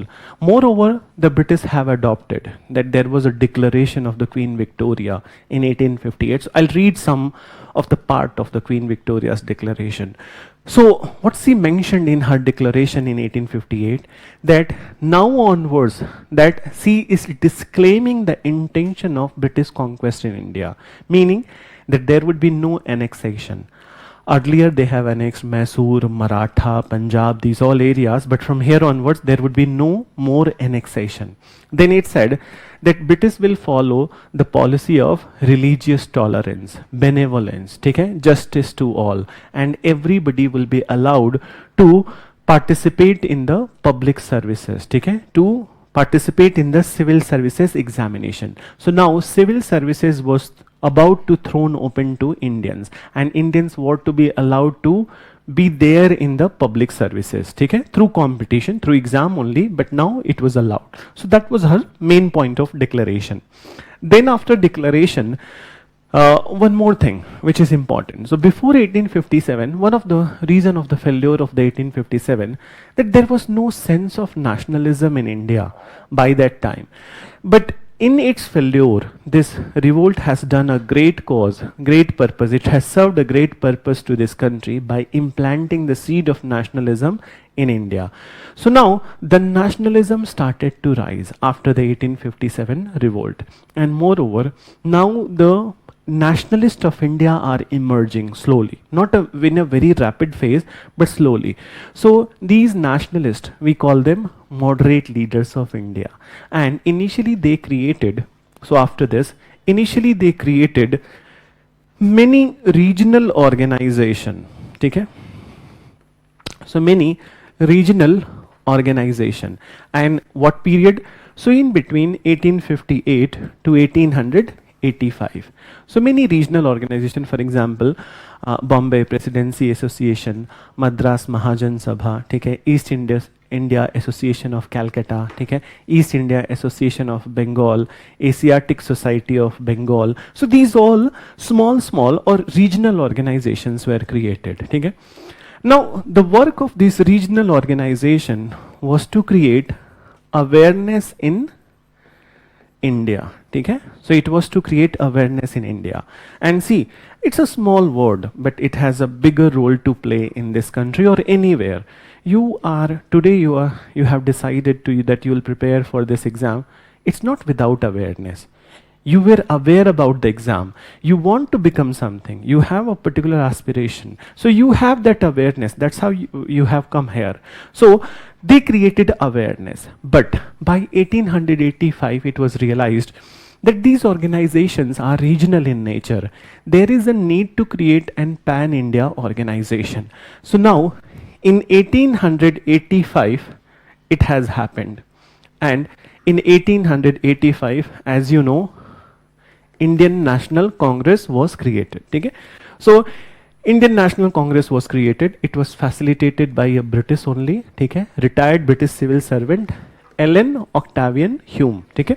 So he facilitated it, and then the Congress got created. So with the beginning, with the foundation of the Congress, the first phase of the freedom struggle started. So 1885 to 1905, we call it as a moderate phase of the freedom struggle. So why we call it as a moderate phase? So we call it as a moderate phase because the nationalist leaders who were there in this phase, their methods were moderates. And what is this moderate method? Prayer, petition, sending memorial, constitutional agitation. Okay? So what is constitutional agitation? Meaning that within the legislature itself protesting against the policies of the government. Okay? So moderate methods were there, and moreover, moderate also means that they do not believe in mass movement. ठीक है? So इन्होंने कोई mass movement start नहीं किया. They did not believe in mass movement. ठीक है? Then another thing that important leaders of this phase, and what is their important contribution? So leaders in this phase were Dada Bhai Nauroji, Mahadev Govind Ranade, Gopal Krishna Gokhale, okay? Then what else? G. Subramania Iyer, then P.C. Ray, okay? Then one more name, R.C. Dutt. So these all are the people. They can be Surendranath Banerjee, Firoz Shah Mehta, Badruddin Tayyab. So n number of the names are there. But they are the moderate leaders, and their methods were like this. What was their most important contribution? Their most important contribution was the economic critique of colonialism, in which they have talked about drain theory of wealth. Okay? So drain theory of wealth. We will talk about that very elaborately in the classes. And this year only, there was a direct question on this economic critique of colonialism in the mains paper. Okay? So we will discuss that part. So that is their phase. Now, in 1905, what is happening? So in 1905, there was this British viceroy. His name was Curzon. Okay? So in 1905, Curzon made an announcement. And what was this announcement? So partition of Bengal. So he was of the view that Bengal united is a strength, and Bengal divided will fall apart. Then, so he divided Bengal. But what is important here? What is the basis of this division? So basis of this division was religion. Okay? for the very first time something like this is happening in India. Okay? It has become normal nowadays, okay, that people often going after each other's neck on the name of the religion. Okay? But the father of this religious communalism in India, obviously they were British. Okay? So now, when it comes to them, so they divided it into East Bengal and West Bengal. East Bengal, today's Bangladesh and Assam, and West Bengal, today's West Bengal, Bihar and Odisha. Okay? So now here the Hindu majority population. In East Bengal, Muslim majority population. So with the division of the Bengal, the Indian freedom struggle entered into its second phase. And there were few leaders in the Congress. The most important is basically Bal Gangadhar Tilak. So Tilak, and he was backed by Lala Lajpat Rai, Bipin Chandra Pal, V.O. Chidambaram Pillai, Aurobindo Ghosh. Okay? So now these leaders, they said that these prayers and petitions are okay, okay? Chalne do isko, but we will not achieve much from the prayers and petitions. So what we need to do, that we need to go with the methods of passive resistance. Okay? So they suggested to adopt the methods of passive resistance. Okay? And what is this passive resistance? Boycott. Okay? So boycott of British goods and services. Okay? So boycott of British goods and services and use of Swadeshi. Okay? So use of Swadeshi. So generally we call this phase as the Swadeshi movement phase. Okay? So Swadeshi movement phase. So now, since Bal Gangadhar Tilak, he initiated this idea, so slowly he became very popular. Okay? That he became highly popular all over India. And you know, the thing about the human emotion, no matter okay, how good we are, okay, we all are imperfect, and then we all have those imperfections in the form of the jealousy. Sometimes we all become jealous of each other. So here what happened, that moderate leaders, they have become very jealous of the extremist. And moreover, that the poison was filled into the ears of the moderate leaders by the British themselves, that these people are not doing good for you. So what happened? There was a disastrous division between the extremist and the moderate leaders at Surat. So it is infamously known as Surat split of Congress. Then, so Surat split of Congress, and we will talk about the reasons that why it is happening. But the reason, one of the reason is that there was one rule of the Congress leadership. Just listen. When Congress got created, so very first place, one rule was let down that if the Congress annual session, one of the most important session of the Congress is the annual session. And whenever the annual session will happen, in whichever part of the country is happening, so the native of that area will never become the president, will not become the president of that session. So for example, suppose session is happening in Bombay. Okay? It is happening in Bombay. So a native of the Bombay will not become the president of that session. So very first session, it happened at Bombay, and who was president? Yes, so Umesh Chandra Banerjee. So he was the president. Then this point of time, okay, this is also the reason that this president related thing only. Earlier, the session was to be conducted in Nagpur, and Tilak was not the native of the Nagpur. He was the native of the Bombay. Okay? So he can contest the election in the Nagpur. Okay? But they changed, moderate leader changed the venue to Surat, which falls under the area of the Bombay, so that Tilak cannot contest the election. So that is the reason because of which they fought immediately, and they fought like hell. Okay? So we say that even only in the today's time that the politicians are so berserk that they fight with each other in such an unruly manner, but it's not a reality. This time also, these people, they fought with each other. They threw chappal, juta, kursi, mage, everything on each other. Okay? And it's not a hyperbole or exaggerated. This happened. Okay? So it happened that whatever they got, they threw on each other. In fact, कुछ लोगों ने इसमें कुछ बात दिल पे ले ली थी. For example, the president of the session at this point of time was Ras Bihari Ghosh. So some of the extremist followers, they threw some chappal on Ras Bihari Ghosh, and it actually hit Firoz Shah Mehta. Okay? So Ras Bihari Ghosh was young and he bent it like the Matrix. Then so Neo only. Then so It was Firoza Mehta who got the chappal and also the Surendranath Banerjee. So Surendranath Banerjee was little soft, but Firoza Mehta was not soft. Okay? He took it on its heart, and then he was the one in the later phases who never wanted that the both faction must get united. And in fact, it has happened. In 1915, that everybody wanted to get united, extremist leaders and moderate leaders. It was only Firoza Mehta and one of the oldest leader then who did not wanted this to happen. And he must have made a statement कि ये मेरे मरने के बाद ही हो सकता है, पहले नहीं. So everybody was like कि जल्दी जाओ, ठीक है? And then the moment he died, next day only the Congress got united. So, so the funny things have happened in the Indian history. So Surat split has happened. But now after the Surat split, British have recognized that the most important threat to them, the most important challenge to them is the Tilak and his rising personality and this extremist leader. So they created many false cases against the Tilak, Lajpat Rai, Bipin Chandra Pal, Aurobindo, and they were imprisoned. But the most severe punishment was given to the Bal Gangadhar Tilak. So Tilak was deported to Mandale jail, Mandale in Myanmar for 6 years. Okay? So he was sent to Mandale jail for 6 years, and other leaders, okay? Other leaders like Lala Lajpat Rai, he was imprisoned for 1 year, Bipin Chandra Pal for 6 months, Chidambaram Pillai for 6 months, okay? Aurobindo Ghosh, he fought his case for 2-3 years. Finally, he was absolved, but 2-3 years he fought his case. Then, so now this is happening, okay? Now all the extremist leaders, they are behind the bar, okay? They are in the jail and then different places. Now what has happened in Indian scenario, Government of India Act 1909 has come.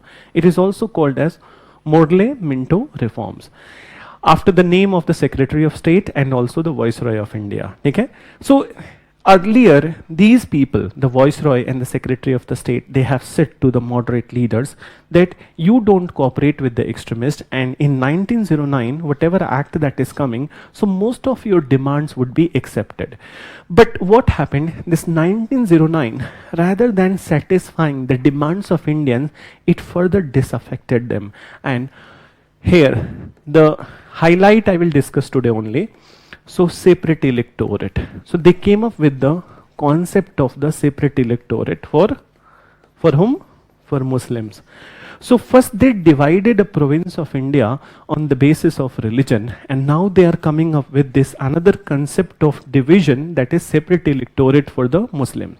So just understand that what is the separate electorate and how it is different from the reservation. So I hope you understand the concept of the reservation in the elections. For example, this Karol Bagh, suppose this is a constituency, abhi hua hai, old Rajendra Nagar, kal hi result aaya hai, theek hai? So suppose that old Rajendra Nagar constituency is declared to be a reserved constituency for the OBC, theek hai?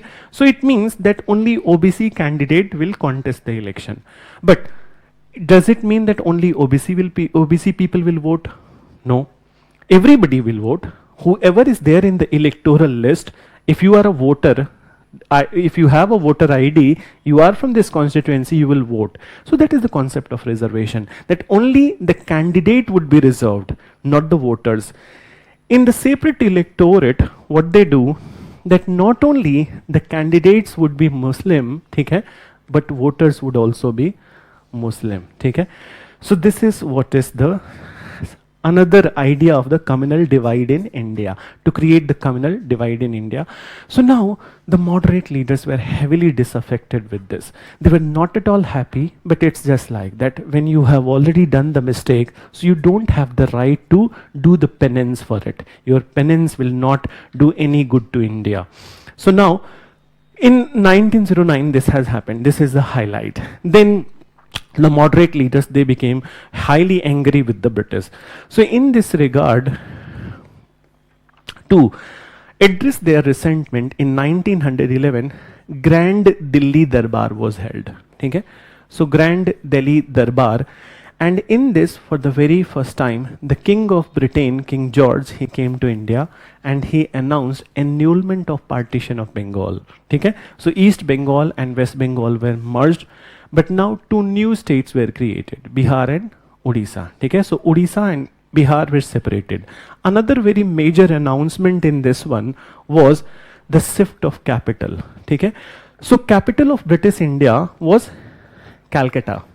Now it is moving to the New Delhi. Okay, so New Delhi. So 1911 was the year in which the foundation of the New Delhi was laid down, and these all buildings, their construction started, Parliament, Rashtrapati Bhavan, everything. Okay, so this is one such part.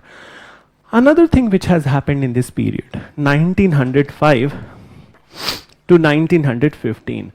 So initially, as you see, that when the Swadeshi and boycott movement started, so youth were considering Bal Gangadhar Tilak as his leader. But when Bal Gangadhar Tilak was put into the jail, so the youth were highly disaffected. Okay?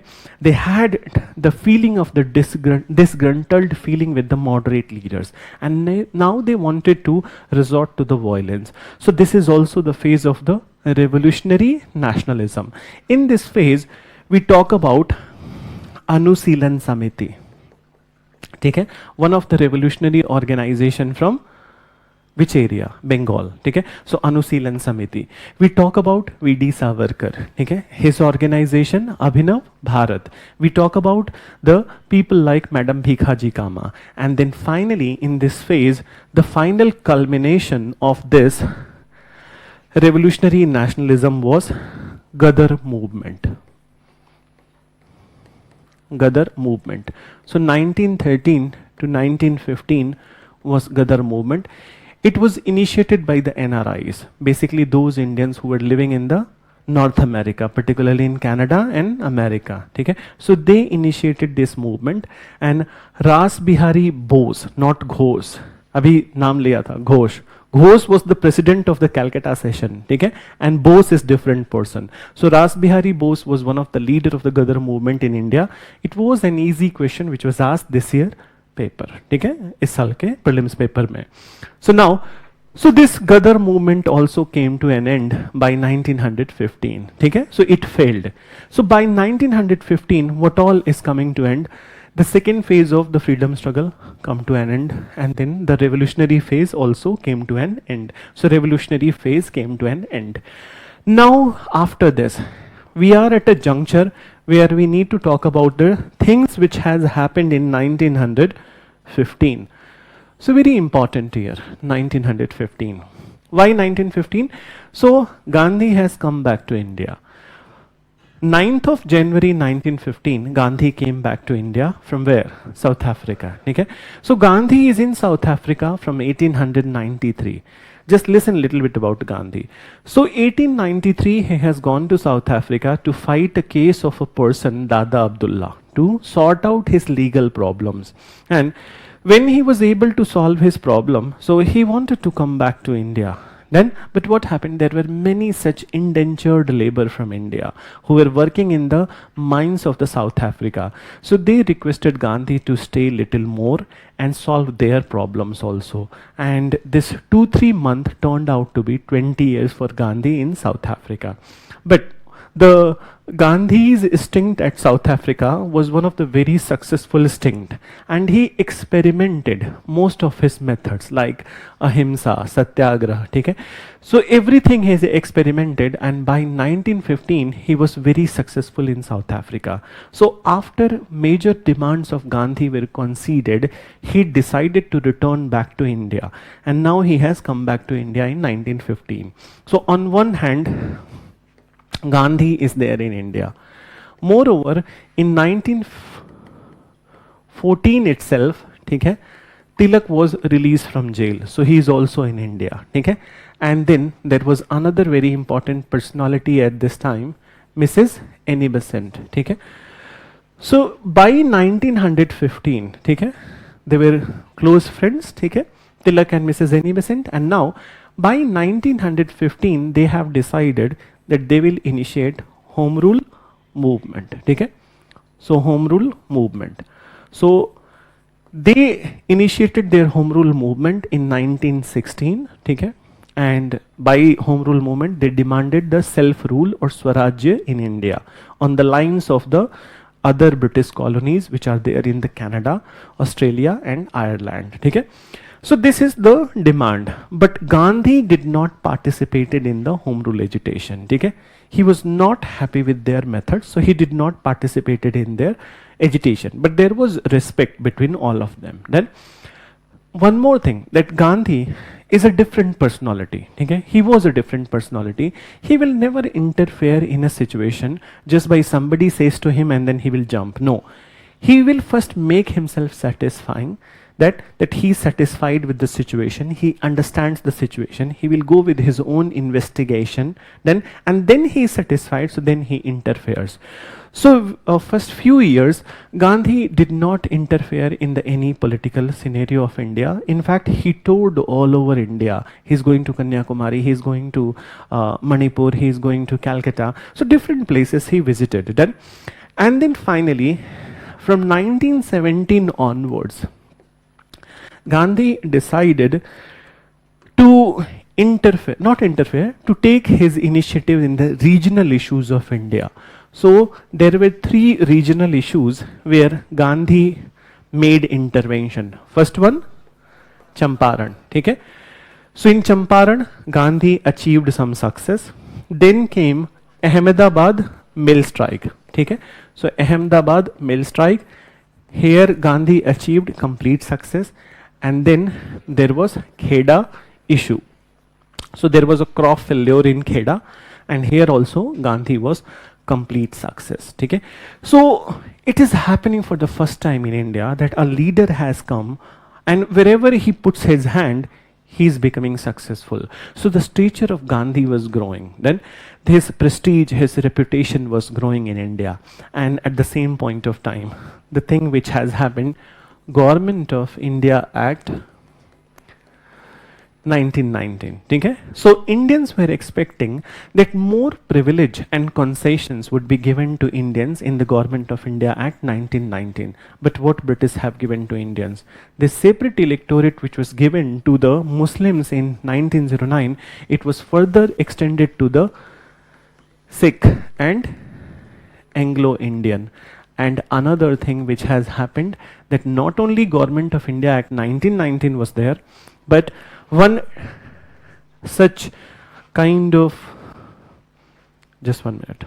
So one more act which was effected at this point of time, and that was known as, any idea? Rowlatt Bill. So Rowlatt Bill.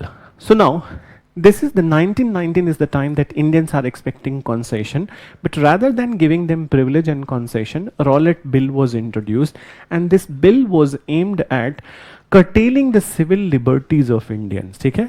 And I hope you understand what is civil liberty. For example, that this is the civil liberty, that I can joke about anybody. Okay? But there is another reality that somebody can trend me hashtag into the Twitter and then So I hope you understand that. So in the name of curbing terrorist violence, they are curbing the civil liberty of Indians. Okay? So if you say anything, okay, then they will say that this is leading to the terrorist activity, and then your civil liberty is curtailed. So this Rowlatt Bill, when this came to picture, so at this point of time, Gandhi suggested Satyagraha. Okay? So this is the first all India movement of Gandhi. Kabhi exam mein पूछे कि which was the first all India movement of Gandhi, so then that is Rowlatt Satyagraha. Don't write Champaran, Ahmedabad and Kheda. They were regional issues. Okay? So they were only regional issues. So now the Rowlatt Satyagraha Gandhi suggested. It all started well, but something unfortunate which happened in the Rowlatt Satyagraha, and that was Jallianwala Bagh massacre. Okay? So in this Rowlatt Satyagraha, this Jallianwala Bagh massacre has happened, and this Jallianwala Bagh massacre, it stunned the nation. Okay? It stunned the nation. Everybody was under the shock and awe, fear. So this was the environment. And at this point of time, the Indian nationalist, Gandhi, they have taken a determination that they will launch a much bigger movement than this, and much more effective movement than this. Okay? So Now, in 1920, the situation is very ripe to initiate non-cooperation movement. And one more thing we need to discuss here. It's not only non-cooperation but also Khilafat movement. Okay? So what is Khilafat? Just understand that Khilafat was basically that in World War I, in world history you will read that World War I, Indians participated on the from the side of the British, and which included large number of the Indian Muslim sepoys also. Okay? So British have given assurance to the Indian Muslim sepoy that Turkey, which was on the other side, enemy side, it will be treated in a good way after the war is over. And why Turkey is important to Indian Muslim? Because the Sultan of the Turkey was considered as the Khalifa in Islam, a spiritual leader in Islam. So a religious reverence is there towards the Khalifa. But after the World War I was over, Khalifa was mistreated by British. Okay? So this is what irritated the Indian Muslims, that our loyalty was purchased in the name of giving better treatment to the Khalifa. So they were also very unhappy with the British authority, and at the same point of time Gandhi wanted to bring cooperation between Hindus and Muslims. Okay?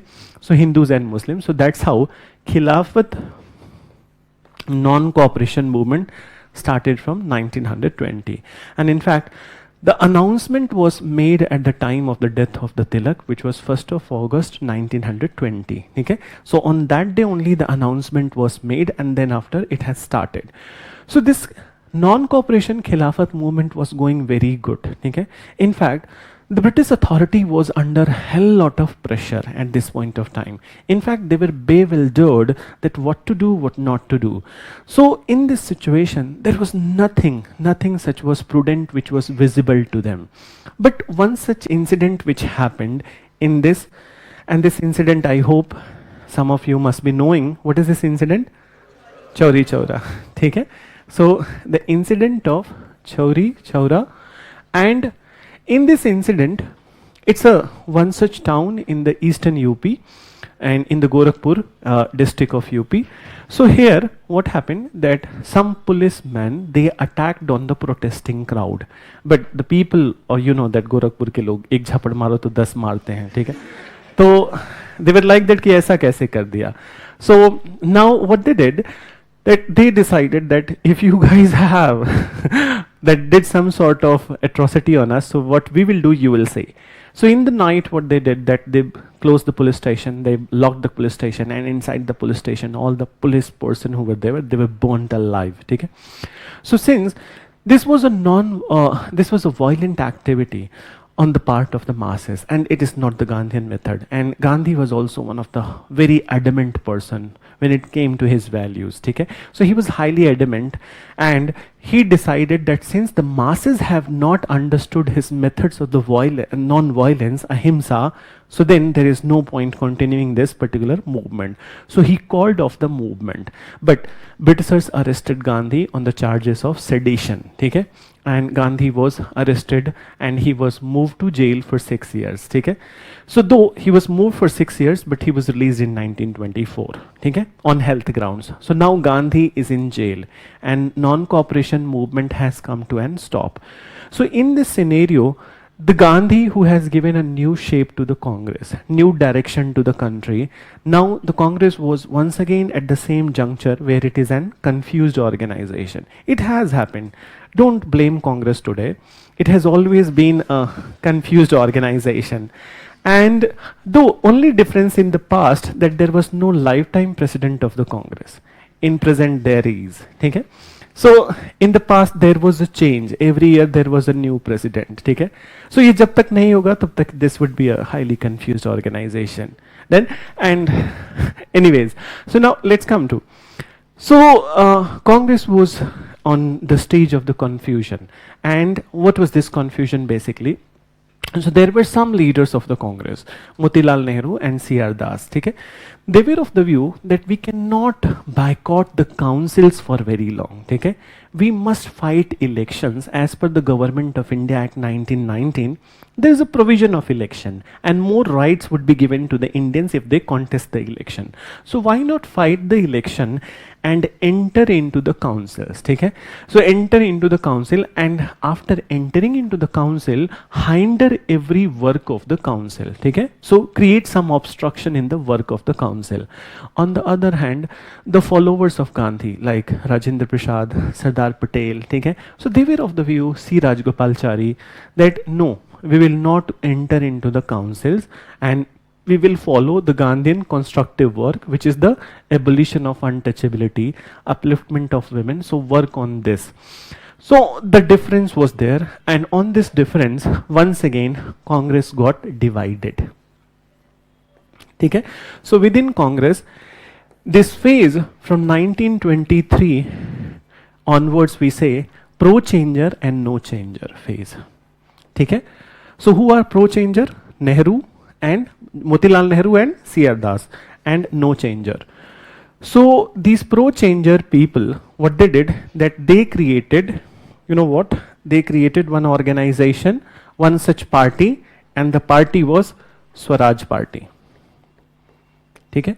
So they created Swaraj Party and they were going to fight the elections.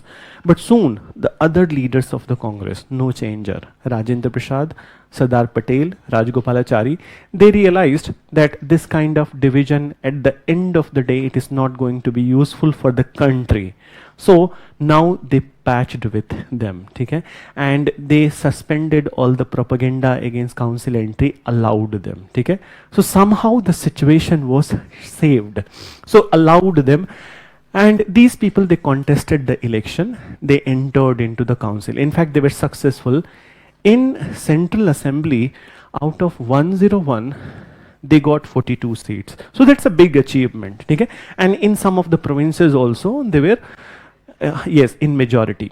So now, once they have entered into the council, in 1924, so in 1924, Gandhi was released from jail on health grounds. So when Gandhi got to know about this, he was highly opposed to the council entry, but later on he decided that he maintained that since it has already happened, and at this point of time, if I will oppose them, so it will be seen as a weakness of the Congress. So he decided to give them a trial. Then, so these functionaries, they continued till 1926. Okay? So just move to the next part of the story. So in 1926, what happened?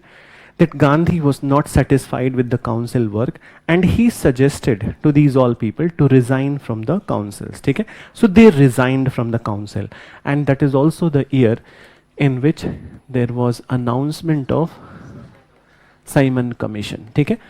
So what was this Simon Commission? Simon Commission, first you understand the mandate of this commission. So this commission was meant for reviewing the Government of India Act 1919 and suggesting new measures for constitutional development in India.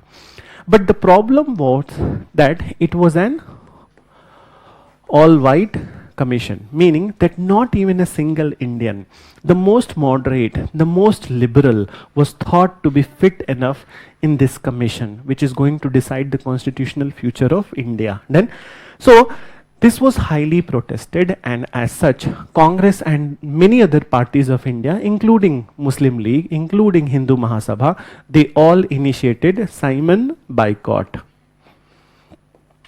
So Simon boycott or Simon boycott protest started. But in this Simon boycott protest, one unfortunate thing happened. And what is this? So, death of Lala Lajpat Rai. So, Lala Lajpat Rai was hit on his chest in October 1929 and 1928, and then he succumbed to his injury in 17th of November, next month. So, after the death of Lala Lajpat Rai, it is Bhagat Singh, Rajguru and Sukhdev. They took the revenge of killing of the Lala Lajpat Rai, and they killed one of the responsible officer, Saunders. Okay? So Saunders. Moreover, this 1924 to 35 is the phase of revolutionary nationalism 2. पहला तो हमने देख लिया अनुशीलन समिति, then what else was there? Abhinav Bharat, and then Gadar movement. That was in the first phase. Second phase is about Bhagat Singh, Rajguru, Sukhdev. Okay? So these people, Master Surya Sen, so these people would be there. Moreover, that one more thing which has happened after the killing of the Saunders, Bhagat Singh and Batukeshwar Dutt, they threw a bomb in the Central Assembly, and after that they courted their arrest. Okay? So after they were arrested, they were charge seated in the different cases, and on 23rd of March 1931, Bhagat Singh, Rajguru and Sukhdev, they were executed by the British authority. So that is one part. Then now another thing. Okay? So Simon Commission, this is all clear. Then so let's move to the after Simon Commission, when the protests started. So the British threw a challenge before Indians. Okay? They said that if you are not ready to accept whatever constitutional scheme we are proposing, so create a constitutional scheme by yourself. Okay? But make sure that by the consensus of all the communities in India, meaning that Hindus and Muslims, they were trying to say, and they knew it perfectly that it will never happen. So a committee was constituted under the chairmanship of Motilal Nehru. Okay? And Motilal Nehru came up with the Nehru report, which was a failure, rejected by all. Then, so rejected by all, not accepted by Muhammad Ali Jinnah of the Muslim League. So now in this situation, when these all is happening, okay, in this situation, the government called that it is going to conduct a round table conference. Okay? So it is going to conduct a round table conference. In fact, 3 round table conferences will happen. So it said that as per the round table conference, the representatives of all the communities from India or major political parties, they will be invited to Britain, and they will have an opportunity to have equal level discussion, because Indians are complaining that not a single Indian is accommodated in Simon Commission. So they are saying that no, if it hasn't happened in the Simon Commission, so let's come to Britain. Now you will have an equal status, and there you interact with us. So Congress asked a question at this point of time, that you should make clear that the purpose of this round table conference is to give the dominion status of India immediately, not to do the discussion that when it will be given and in which year it will be given and how it will be given. So if you give the assurance, then we will participate. Government did not give any assurance, and Congress did not participated in first RTC. Okay? So first round table conference, which happened in 1930, Congress did not participated. Okay? Then what Congress is doing? So in 1929 December, okay, there was very important session of the Congress, annual session of the Congress of Lahore, presided by Jawaharlal Nehru. So in this, Purna Swaraj declaration was passed, meaning that complete independence of India goal was passed, and Gandhi was assigned the task of initiating the most powerful movement of his, that was civil disobedience movement. So Gandhi was assigned to launch civil disobedience movement. So it all started on 6th of April 1930. So Gandhi started civil disobedience movement on 6th of April 1930. So in India, civil disobedience movement is going on. In Britain, the first round table conference is conducted. Congress did not participated. So when Congress did not participated in the first round table conference, what happened? That all the discussion which was there in the first round table conference, it seemed to be abortive. It seemed to be abortive without the participation of the Congress. So now there was a pressure on the Viceroy of India, Irwin, okay, that anyhow in the next round table conference you bring the Congress to the table. Okay? It is up to you. So now Irwin is doing a talk with Gandhi, and it is known as Gandhi-Irwin Pact. Okay? So Gandhi-Irwin Pact. So as per the Gandhi-Irwin Pact, that majority of the demands of the Gandhi, they were accepted by the Viceroy Irwin, and as such, for some time, civil disobedience movement was suspended, okay, and Gandhi went to Britain to participate in the second round table conference, then on behalf of Congress.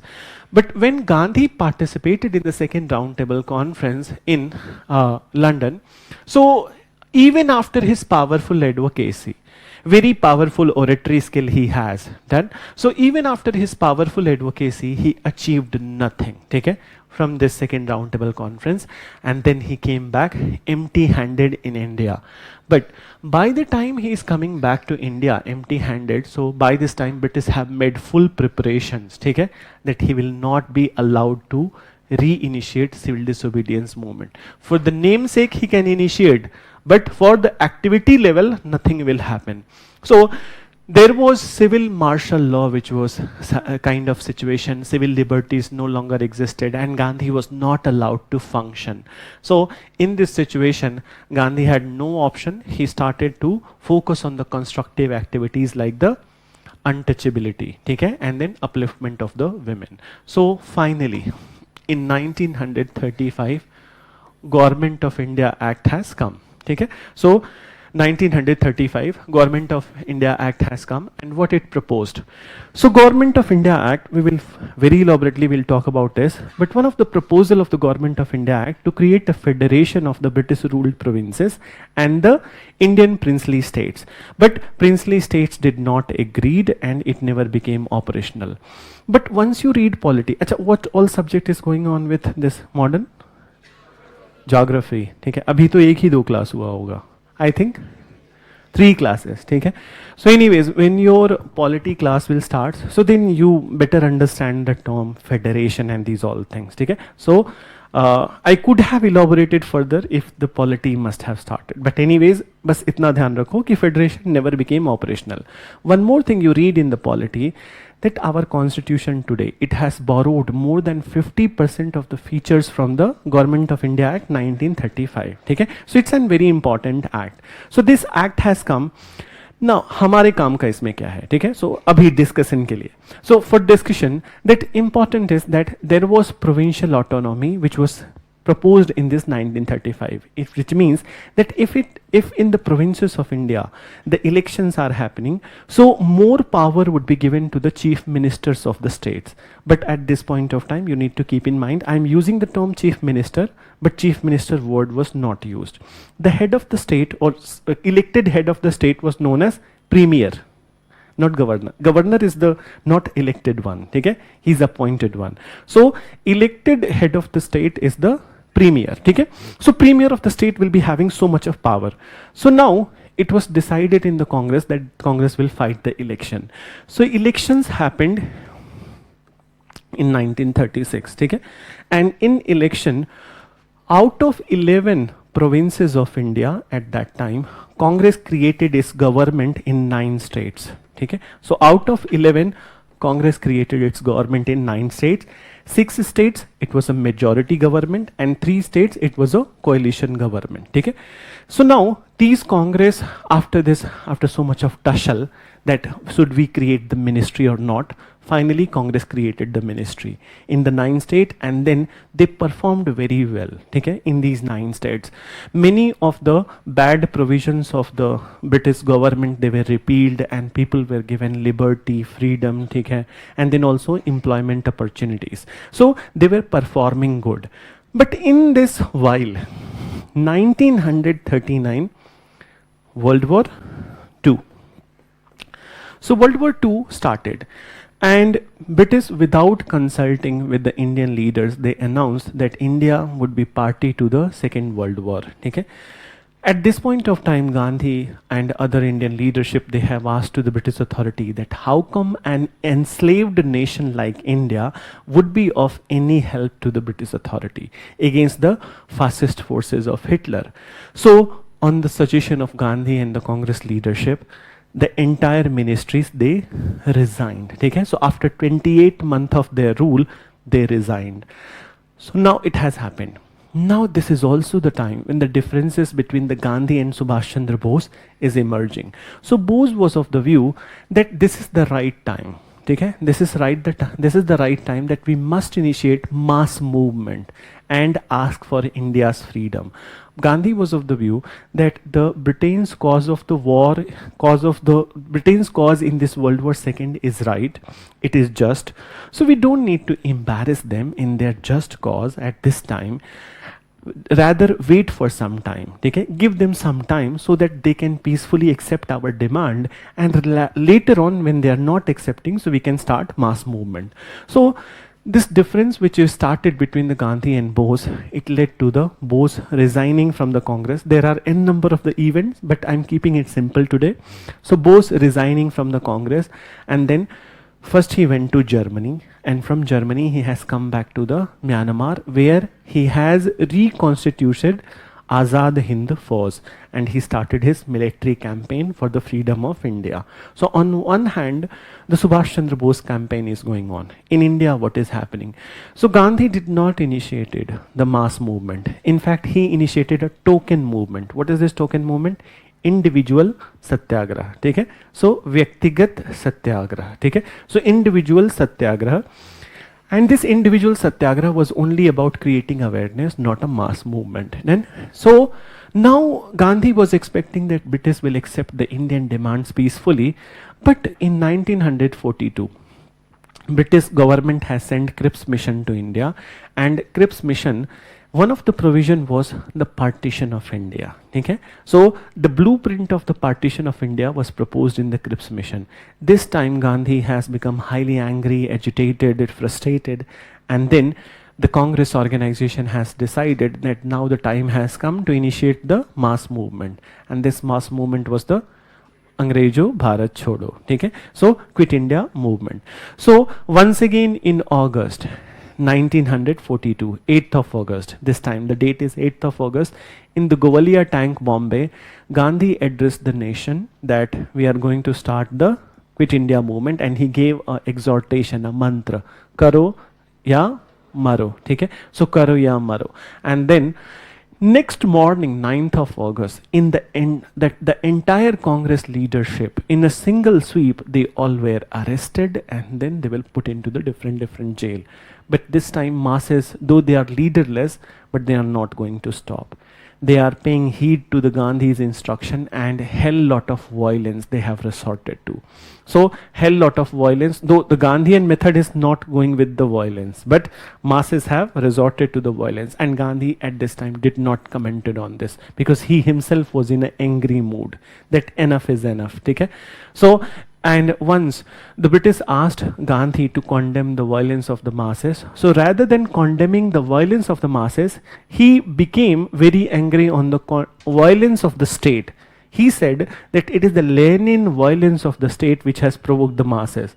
I will say nothing to the masses. Then, so now Gandhi is languishing in jail.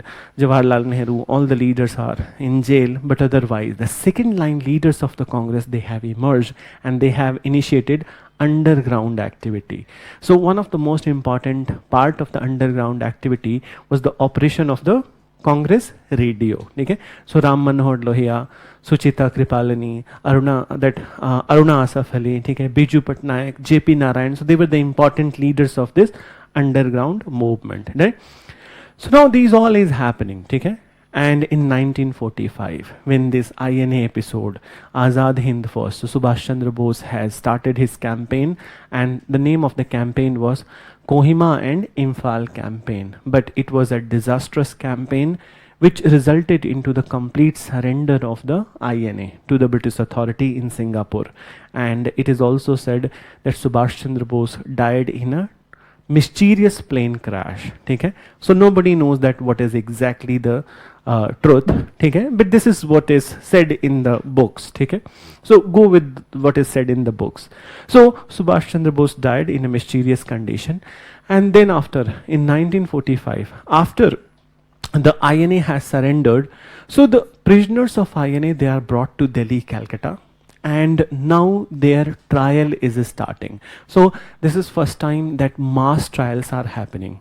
That's obviously in court it cannot happen because thousands and thousands of INA officers are there. So how you can try 1,000 people in a court? Okay. So open trial started in Red Fort, Delhi, and then also Despriya Park in Calcutta. But whenever any INA officer was given any kind of punishment, so there was huge uproar and upsurge all over India. People were hitting the roads and they were doing violence against the British authority. And at one end, the INA violence is happening. On the other hand, the revolt in the Royal Indian Navy happened. Okay? And this Royal Indian Navy revolt happened in February 1946. Okay? So there was one ship, the name of the ship was Talwar, HMIS Talwar. So 1100 people who were working on that ship, they went on to strike, and the reason was they were served unpalatable food. So I hope you know unpalatable food, sada hua khana, basi nahi, kharab nahi, sada hua khana. So unpalatable food was served. So for example, this is how it happened, that today's evening they were served kind of very bad food. They did not eat. Next morning the same food was served. When they did not eat, next evening the same thing was served. You know it. Okay? So you're understanding that wahi khana, change nahi kiya, the same food. So now they went on strike, and when they went on strike, so they were fired from the services, and then some of them were given some sort of punishment. After this RIN revolt, basically Royal Indian Navy revolt, which started from one ship, within 1 week, there were 200 ships which were docked at Gateway of India, Bombay. All of them revolted. And not only they were revolted, but in fact, one funny thing which has happened at that point of time, that many of the British officers, they were staying in the Taj Mahal hotel. Okay? Many of the British officers. So what they did, that these all people of the Royal Indian Navy who revolted, they mounted the guns and the cannons on the ships, and they made the direction towards the Taj Mahal hotel. Okay? So that was a threatening situation, and very threatening situation. In fact, it was said that Viceroy himself was living in that hotel. So Viceroy would have gone to the heavens at that point of time. Okay? So heaven to hell. In fact, India was heaven. Okay? So this is one incident, and soon this Royal Indian Navy revolt, it inspired the revolt of the Karachi, Royal Indian Navy revolt of Karachi, and basically this episode is considered as the last nail in the coffin of the British rule in India, after which the British Prime Minister, what is his name? Ramsay MacDonald. Okay? So Clement Attlee. So Ramsay MacDonald was in 1932 who has announced the Communal Award. We'll talk about that. So Clement Attlee, he made announcement in the House of Commons that he's going to dispatch the cabinet mission to India, and then further Mountbatten plan happened. As per the plan, India was divided, and 14th of August, Pakistan's freedom, 15th of August, India's freedom. And Radcliffe Commission to create the boundary between the India and Pakistan. Okay? So this is the entire story in one go. Okay? I hope you got acquainted with this. Okay? That क्या पढ़ने वाले हैं हम लोग, and what are the developments. Okay? So these all that short stories that we have heard today will further elaborate in much better way from the class tomorrow. Then you might be thinking that is it the only this part we are going to see? So no. There are many other parts that we are going to see. So for example, that in the middle of the course itself, that as I said to you, socio-religious reform, it's a very important topic. So we'll see. Moreover, we'll also talk about that civil and tribal uprisings, or basically that before 1857 revolt, there were many small revolts also. Okay? So those small revolts also we will take into the consideration. Then we will also talk about the civil services of the British, okay, police, army, judiciary, okay, and the different acts and policies of theirs. Then including those that land revenue policy, the permanent Rayatwadi and Mahalwari. So after the completion of these all political things and partition and freedom of India, so then we'll go into the miscellaneous topic. In the miscellaneous topic, whatever that has not been dealt earlier, we will cover over here. So for example, that we can do the discussion on the comparison of the personalities like Gandhi, Ambedkar, Bose, Nehru, ठीक है. So these all people. So we will do comparison of their personalities. We'll talk about communalism. ठीक है. We'll talk about the different stages of the colonialism in the princely states, then development of education during the British period, peasant movement after 1900. ठीक है. We'll talk about the rise of the capitalism, rise of the capitalist class, trade class. ठीक है. Rise of left socialism, communism. ठीक है. Development of press in India, and also the contribution of the women in the freedom struggle. So these all miscellaneous topic we will cover in the last two classes. And as I mentioned to you that what would be the number of the classes, so it would be 24 in general, but 25 it can go 25. Okay, so in general 24, but otherwise it can go 25, not beyond that. Okay, and another thing that it was a continuous class, but otherwise in my class you get after 1 hour 45 minutes you get 10 to 15 minute break. Okay, so if you have bought something to eat you can have that in that period. So 10 to 15 minute break I'll give you. And as I said to you that my method is that just like that we are discussing and then you write. So it's as simple as that. Now reference material, I'm not giving you break today. Let's discuss the reference material and then we can take off today. So reference material. So I just want to ask that before coming to the classes, I know that you must have bought something from the market. So what you have bought? चलो मैं ही पूछ लेता हूँ. Spectrum बताओ. पूरी की पूरी class ही खरीद चुकी है. So except few people. So anyways, that's a one guidebook. ठीक है. You can go with that. There is no harm in buying it. ठीक है. But harm will happen to you when you are not reading it after buying it. ठीक है. So if you have bought it, so read it. But the problem is that it's a very bulky book. किसी के पास है अभी? And how many pages? 847, I think. 900, 947. Anyways, so the problem with the book is highly bulky. ठीक है? It's highly bulky. ठीक है? So it's highly bulky. So my suggestion would be that there are few things which I suggest you not to read. So if you don't read it, so then it will become little easier to you. So just एक बार ध्यान से सुन लो, बाद में मत पूछना. Unit number 10 you must not read. ठीक है? Unit number 10 you must not read. हाँ, अगर जो खरीदा है तो ठीक है. मेरा सजेशन नहीं है ये स्पेक्ट्रम, खरीद लिया है सबने तो मैं बता रहा हूं कि क्या मत पढ़ना. ठीक है. सो यूनिट नंबर 10, अब now you can ask that why unit number 10. So unit number 10 is basically post independence India. ठीक है. मॉडर्न नहीं है वो. Unit number 10 is post independence India, and moreover believe me you will not be able to remember and then also solve any question if it comes into the exam from post independence from this reading. ठीक है. So what you need to do for the post independence, don't read any material for post independence. ठीक है. I could be this much blunt. Why you don't need? Because 6 to 7 classes will happen over here and that would be much more than enough for post independence. क्योंकि सिर्फ mains में आता है. ठीक है.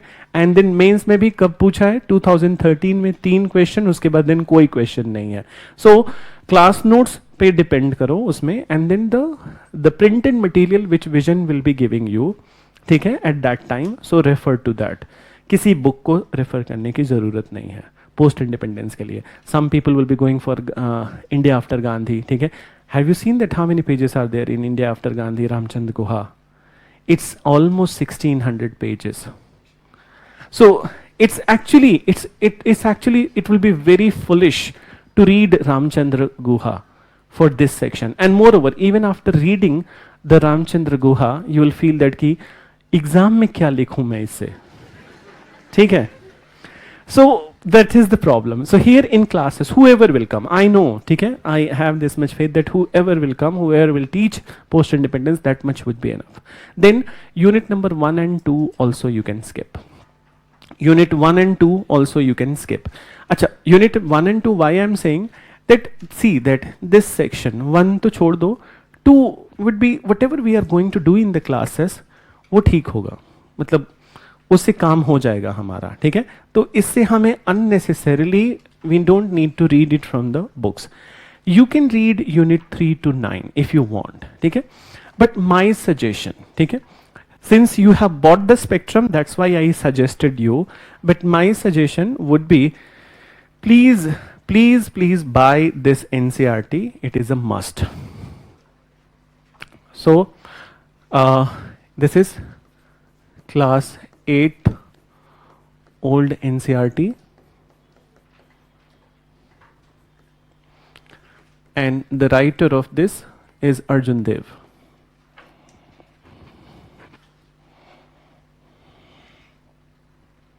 ठीक है? I know some of you have bought Bipin Chandra. किसने खरीदा है Bipin Chandra NCRT? So you can go with that. You can skip this one. ठीक है? Either of the two NCRTs. This is my choice. ठीक है? Arjun Dev. But if you have bought the Bipin Chandra NCRT, that is also good. ठीक है? It will be fine. So if you have not started reading Bipin Chandra, then you must buy it. If you have started reading, you have read 4-5 chapters, don't buy this. Go with the Bipin Chandra. Okay? Then you might be having questions regarding the new NCRTs.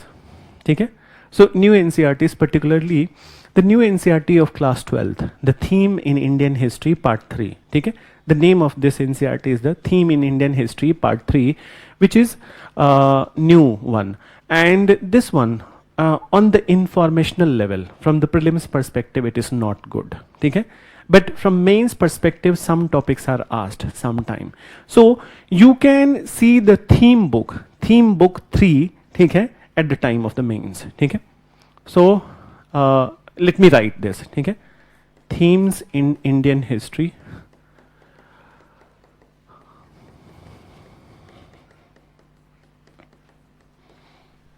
Part 3. This is NCRT, okay? Class 12th NCRT, part 3. But I'm writing specifically mains, okay? Because I did not find it very relevant from the perspective of the prelims. Because the fact part is very less in this book, okay? The theme part is okay, not very nice, but okay. So these two only, this is only recommendation from my side. And then one more question which might be there in your mind that you might be thinking, what about the printed material that you have got? Yes, you must have got the printed material of modern Indian history. This is the question. Uska kya karna hai? ठीक है? Haven't got?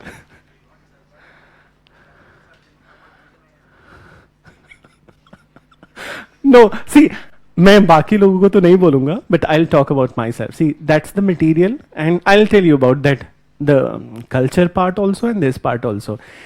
This is what I created in 2013. It's my own written thing, ठीक है? So 2013, आज से कितना साल हो गया? लगभग 9 साल, ठीक है पहले.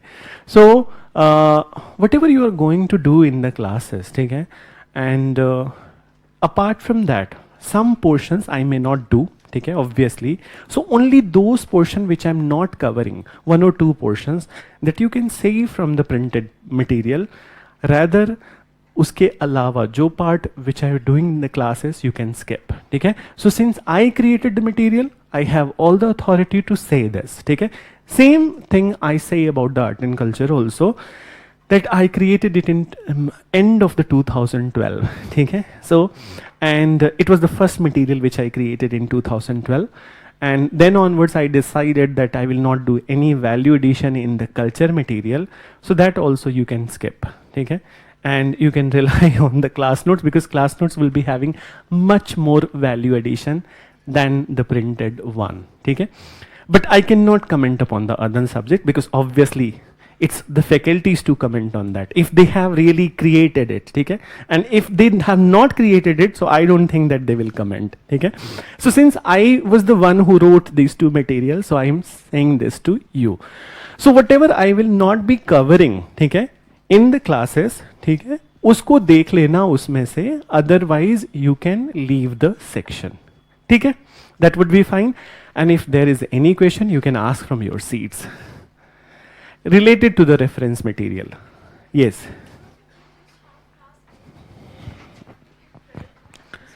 Yes, yes, yes. And see that generally, देखो, I would not bite the information. I would be very clear. Just listen. See that you will not be satisfied without buying any guidebook from the market. I know. For psychological satisfaction, people do buy Spectrum. People do buy Bipin Chandra Penguin publication. ठीक है? And some people go with even higher kind of thing, Placid to Partition, ठीक है? Some people buy उससे भी ऊपर वाला, ठीक है? So अब पूछोगे उससे ऊपर वाला कौन सा किताब है, ठीक है? So there are n number of the books like the Isita Dubey Banerjee which I said, ठीक है? So see that these guidebooks or the Spectrum or these all things. One good thing about the Spectrum I can tell you, okay? If you have bought, that is useful because in the last part of the Spectrum there are snippets, okay? These snippets are very useful at the time of the prelims examination to revise. You have the book, just give it to me. So, and you know that now what has happened, this last part, appendices, okay? So in the appendices, these important years are given, that small snippets are given, and in every chapter also they have given some sort of revision thing, okay? So that is useful. If you're not going to read the entire chapter, so for example, that this 1857 revolt is given on the page number 176. It's quite a new one, I think the new one. So there is a summary of 2 pages, okay? This summary of 2 pages. So if you're not reading the chapter, you can read the summary. Okay? That would be helpful. So it's I think that this book has become relevant from very long time. And the only bad thing about the book that every year they increase the length and the breadth of the book. Okay? So अभी फिर वापस बढ़ा दिया इसमें. How many pages? Now 934. So it was 800 something and now 900. So by the time your kids would be preparing for the exam, they will be reading 9,000 pages in Spectrum. So my time, believe me, it was only this much thick. And I will bring the book tomorrow. Okay?